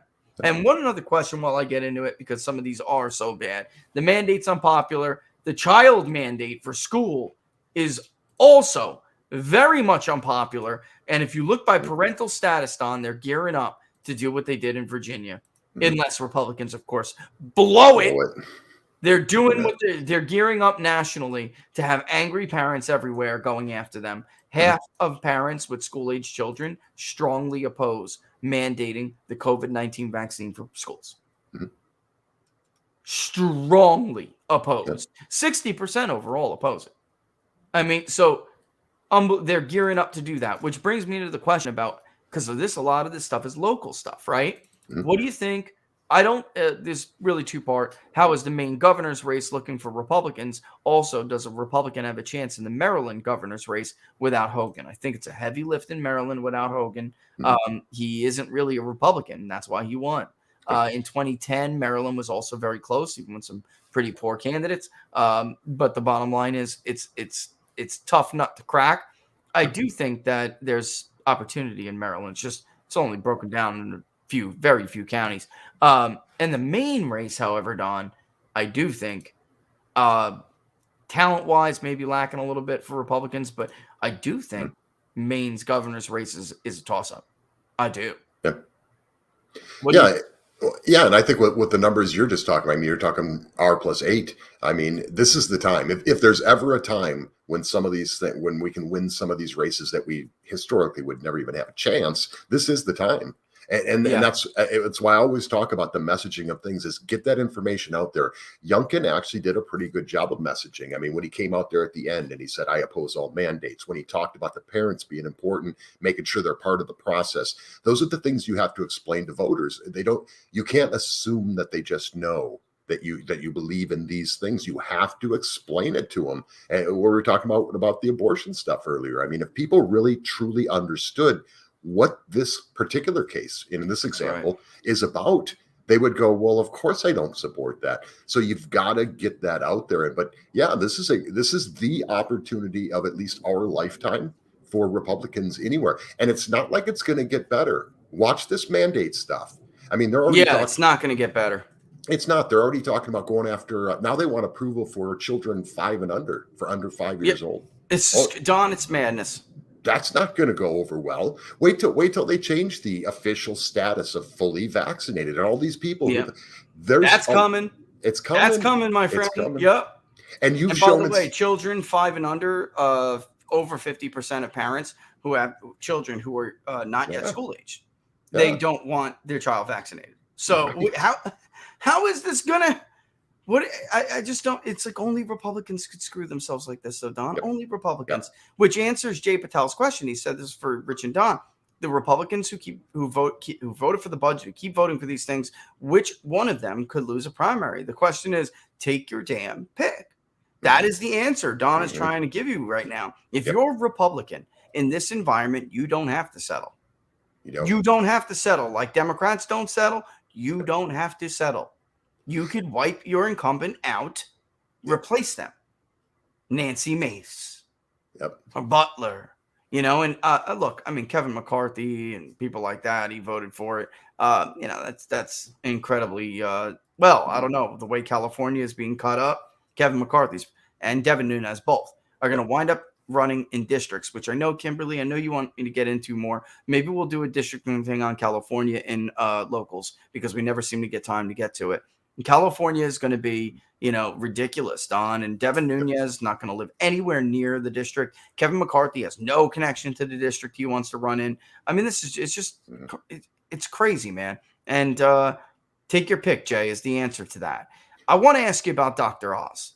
Jack, my good buddy Jack over there at Post has been slamming Dr. Oz like crazy. Jack, you supported the shutdowns too. All right. So at least in the beginning you did. But running clips from the old shows, what do you think? Because a part of me says, I know some things that, I know Dr. Oz has had some America First views he hasn't wanted to share, but they are relatively recent. And I think that's a fair criticism. But however, Donald Trump's conversion was real. And it was, I mean, you were just talking about pro-life, pro-choice. This was a very outspokenly pro-choice man. He had talked about bans on certain firearms, immigration, you name it. You can healthcare. I mean, Obamacare. If you name it, you could find an old Trump statement, Trump clip where he said something that was the complete opposite of how he governed. What do you think about Mehmet? I guess cautiously optimistic, I guess would be the best way to describe it. I think I agree with you. I think he's at least to a point never really come out and lashed out against any conservative values that I'm aware of. There's some videos out there that I've seen about Second Amendment stuff where he's talking about red flag laws. And I know Jack put something out there about that. But if you actually listen Donald Trump flirted. Wait, I don't mean this. I want you to finish your statement. I cut you off. Go ahead. In that clip, if you actually watch what he's doing, he's kind of phrasing the question or the position of the. So that's kind of like he's proposing the question, saying like, "This is your idea, right? That we would do this." Playing devil's advocate. But there's also, I mean, what he said there in that thing. So I am not a red flag law person. However, we see crazy people, in these school shootings and things, and people who should never. There are some people who should never be around a gun, and that's because they have mental health issues. So the problem is like a neighbor reporting on a neighbor, right? Because he's got a Trump sign in his yard, and so I'm going to get him and have his guns taken away. And so, I mean, that's always the problem with all this stuff. So, but overall, with Dr. Oz, he's got, let's face it, I mean, the guy's well known. He's got exposure. People know who he is. He has name recognition. He's likable. He's very likable. He seems like a reasonable guy. He's like one of those guys, though, that I would be concerned if he were to get elected, what would he do once he's in there? So yeah, I think there's a lot of people probably so maybe a hesitancy on that side of it, but he's got the package as far as being a candidate. I mean, and I would just say to people with the red flag laws, which again, I get it because I'm with Don personally. I do not support red flag laws at all. I actually have seen personally how they could be used and abused. There was a doctor at a VA who was a liberal doctor and actually was trying to use that position until I told on her, because I know her boss, the director, and she was basically like, look, I mean, if you came into her office wearing a Trump sign, a Trump shirt or something like that, she would absolutely write something in your file hoping to start some kind of a proactive action, which would cause you to lose your guns. There's just no doubt about it. So I mean, if people don't believe that exists, you think again, it does. And they're probably more common. The people, we hear the term professional class, you'd be surprised how unprofessional some of these professional class people are. And I think there are more of them than people are willing to admit. But yeah, just say Donald Trump flirted with red flag laws as well. Yep. He got creamed by the base and he retracted. So he listened. The question is whether or not Dr. Oz is a similar man. Does he have inclinations to want to find solutions, but then when his base tells him, no, this is a deal breaker, will he listen? And the only answer to that is to just simply ask him. Are you working on that, by the way? The hell with Fox News. Nobody, the base is, you're not going to get elected in a Republican primary on Fox News this year, folks. Mm-hmm. I got to let you know. You better think again. Sean Hannity isn't swaying any votes this year. All right. I mean, it's just true, my friend. I'm not trying to be a prick. It's just true. Tucker is about the only one who anybody feels has credibility over there now. Barris, any hope of a New Jersey Senate seat flipping red in 2022? Maybe if Citarelli runs. Look, I'm not going to doubt after what I saw, especially because gives you hope. It's just, will they give him, will the National Republican Senatorial Committee take their heads out of their butt and give him some help, or will they leave him to flounder like the Republican Governors Association did? I mean, it's just that a little push, Don. That's that governorship would have went a little push, and it would have went. Interesting, Can anybody take out Thune besides Kristi Noem? He must go. I'm furious with Mitch McConnell. You and a super majority of the country. I think any reasonable. I mean, I'll go and look and see. The bench is not deep in South Dakota, but I would go and see. I think pretty much. I'm with Don. I think every establishment person is in danger if a credible, funded challenger comes after them this year. John Thune is not particularly well liked. I mean, nobody's loved with the guy. You could easily make the case that he's the shadow McConnell. He's shadow Mitch, and that's it. And you tie that around his neck and you take him down to 24%. That's it. I mean, it's not hard. You need funding, and it's hard to find somebody who has the cojones to do that, Don. It is. Yeah, it is. And one thing people need to understand in all these races, so you look at all this stuff and you say, well, this person's beatable. And you mentioned the state parties. If there just would have been a little bit of help in New Jersey, right? I mean, things could have been different.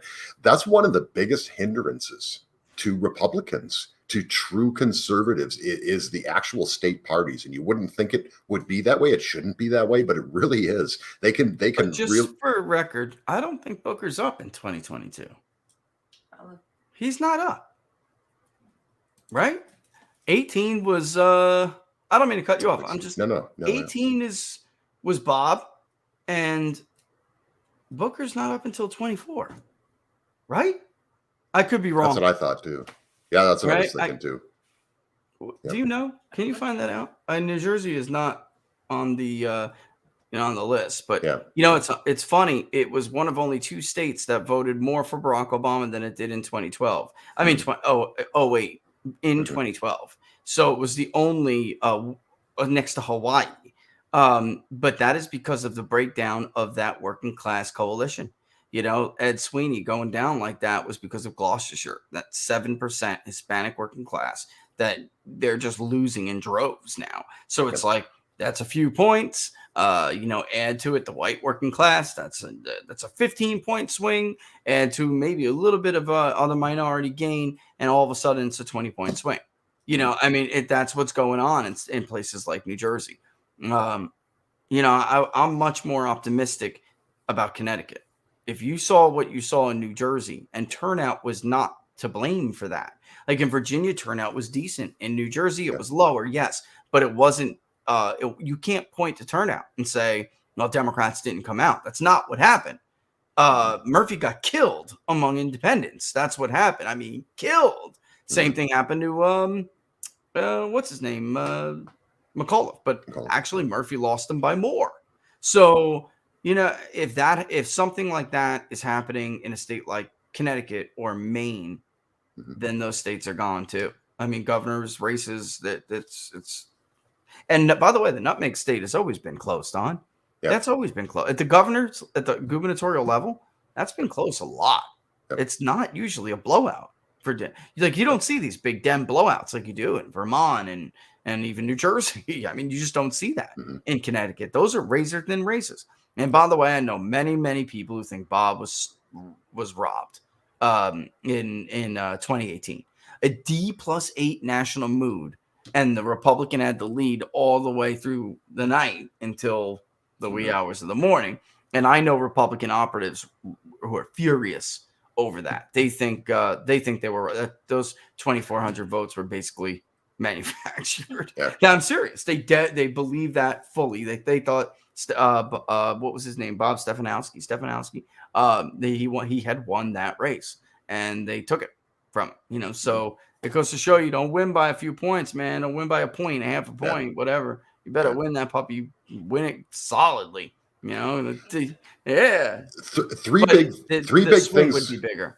3 big things going into this midterm that are huge right now, and I don't expect that they're going to go away between now and then. And I was going to say it's a mistake on the left's part, because they've got all these debacles going on, right? And just nothing is working out for them. And that's from a messaging standpoint all the way through an execution standpoint.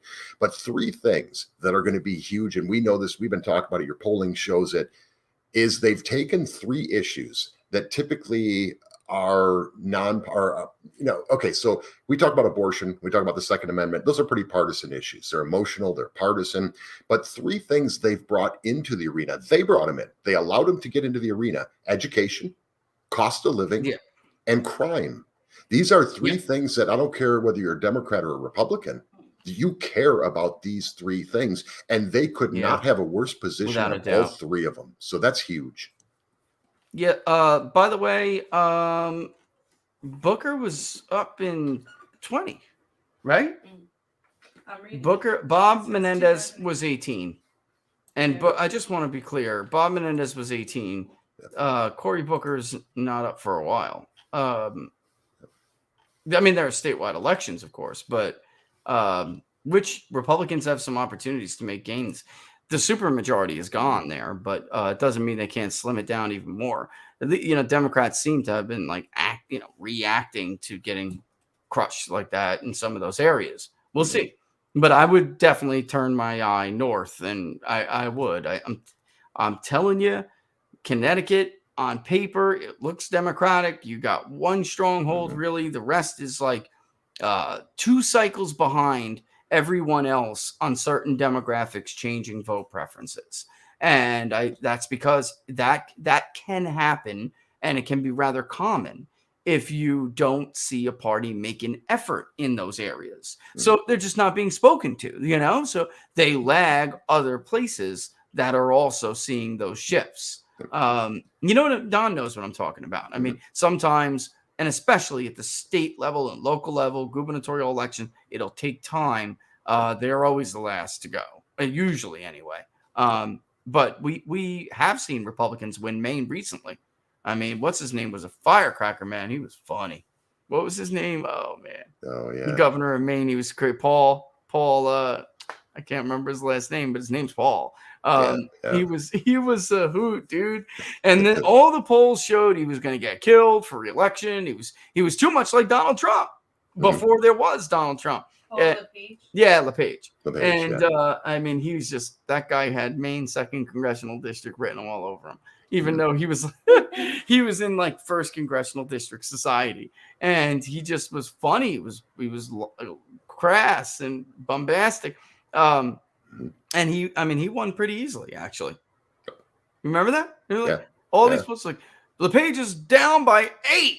Oh my God, he's gonna get the Republicans gonna lose that governorship, and he like it was easily callable. It was pretty, So some of these areas are extremely difficult to poll. Maine is hard. It's hard because it's so rural, and when you poll, all you're gonna get is Bangor and Portland. That's it. Wow, it's 10 after 1, Don. I didn't even see it. So what you got coming up this weekend, Don? Holy crap, I didn't even see that. My stomach told me. Look at the clock. So we've got another fighter out there that we're going to bring that I think a lot of people probably haven't heard of. Keith Pichow is he's the mayor of Orland Park in Illinois. So this is the newly created congressional seat. He's going to run for that. And America First guy, seems to be pretty solid. I've checked him out. So I'm looking forward to talking to him. So I've never talked to him before. Of course, you'll be on the program. We got Peter Hussey on the program. And looking forward to getting back in the saddle after taking last week off and enjoying some time. So and getting to walk on the hollowed ground, right? I mean, come on. It took a while to come down from that high. So looking forward to getting back in the saddle again tomorrow and getting the show done. But yeah, I'm really interested to see more. There's so much going on right now. As I said, they brought these 3 issues into the arena. They brought them in. So we've got to jump on those things. The big message from the left right now is that, well, the Republicans have no plans. Yeah, it's stopping your plans, the ones that are creating all these things. What's going on in California? I mean, look at the crime, the smash and grab. I mean, they 100% created that, and they understand it. You got Garcetti out now trying to walk everything back, trying to act tough. He's trying to do his John Wayne now, right? Oh, we're gonna find you and we're gonna arrest you and then we're gonna prosecute you. Yeah, right. Your laws don't know. Too late. Your rules say you're not going to do any of those things. So we just got to be tough. We got to keep our heads up, keep in the fight, and just not screw it up. I mean, that's the biggest thing right now. So that's incredibly that's my answer incredibly to everybody. It's like, I saw your poll. What could Republicans do to blow this? And the answer is a lot. I mean, they can do it, and they're the only ones who have the power to take this lead away. They right. Yeah. I mean, Democrats don't have the power to take that lead. And but Republicans can blow it, so it's just really incredible. Yeah, looking forward to Peter too. I saw that go up on the screen. So Peter's always great on Don's show. He's awesome. He's one of my favorite interviews on Don's show. Kind of go-to thing. We'll see you at noon, my friend. I'll let you go. I know you stayed over. I appreciate it, but I'll see you noon. Actually, I'll talk to you in a little. We'll see everyone else at noon. I'll talk to you in a little bit. DonSmithShow.locals.com. Bye, Laura. All the best, my friend. All the best. All right. Bye-bye. Love you, Brenda. I know you. She loves you too. Loves you too. I know she does. As always, folks, see you soon, Don. As always, check him out, donsmith.locals.com, and we will see him at noon. We'll see him in a little bit. We got to talk to him, but Don and I will see you guys at noon tomorrow on the Don Smith Show. Check it out. And one last thing before we go here. I had something I needed to share. Mm-hmm. I can't remember. Oh, I tweeted something. Not tweeted. I put it into the comment section, the very beginning of the show. Check it out on YouTube. I'll give it to locals now too. I got this. I saw Dr. Malone tweet it, and somebody had done it. There it is in the locals chat. I just did that for you guys. Check it out. It's like, follow the money, and I love graphs. So interconnecting relationships. follow the money kind of thing. I don't think it's something I could talk about on here, but I wanted to share it with you so you guys could check it out. All right, so locals, Christmas decorations take 3. Hopefully we'll be up tonight. If it's not tomorrow, I got some great suggestions for you guys. I needed a little bit of a break, though, and I got a little bit busy, of course, but I had to put them on hold. But, yeah, we'll see you. And like I said, I think we're going to do a locals on the districting, specifically in California and North Carolina, which we know quite a bit about.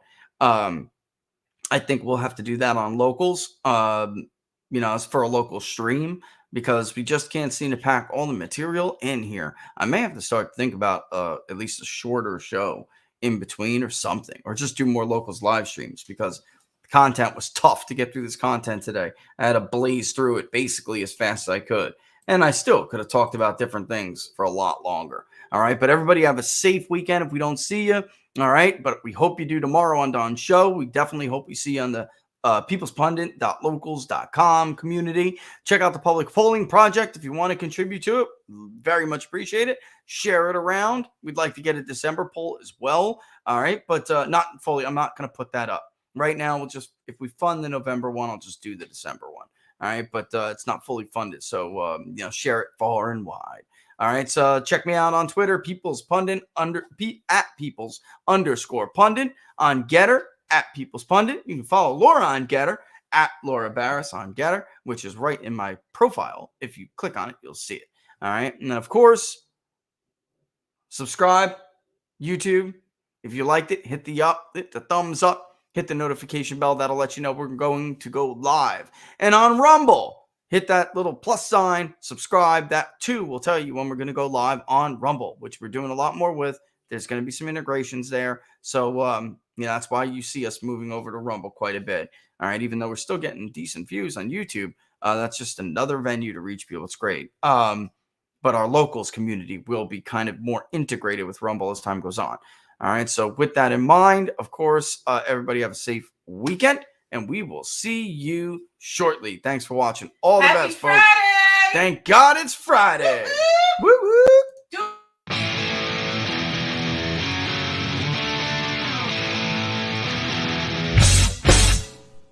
How much you wanna bet that I can get you back inside your head before the summer ends, and spread a little love just for a little fun? I'll make you come back to me before the rise of every sun.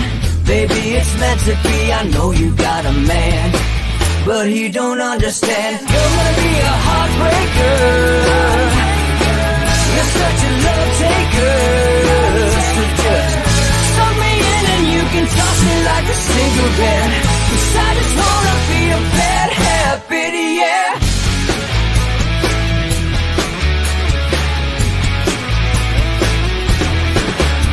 There's rhythm in our love, it's impressive, excessive. You can't make this stuff up. My chest beats, it's restless, wakes the neighbors up above. Yeah, baby, come and show me love. Baby, come and show me love. Because you're gonna be a heartbreaker. You're such a love taker. So just suck me in and you can toss me like a cigarette. 'Cause I just wanna be a bad habit, yeah.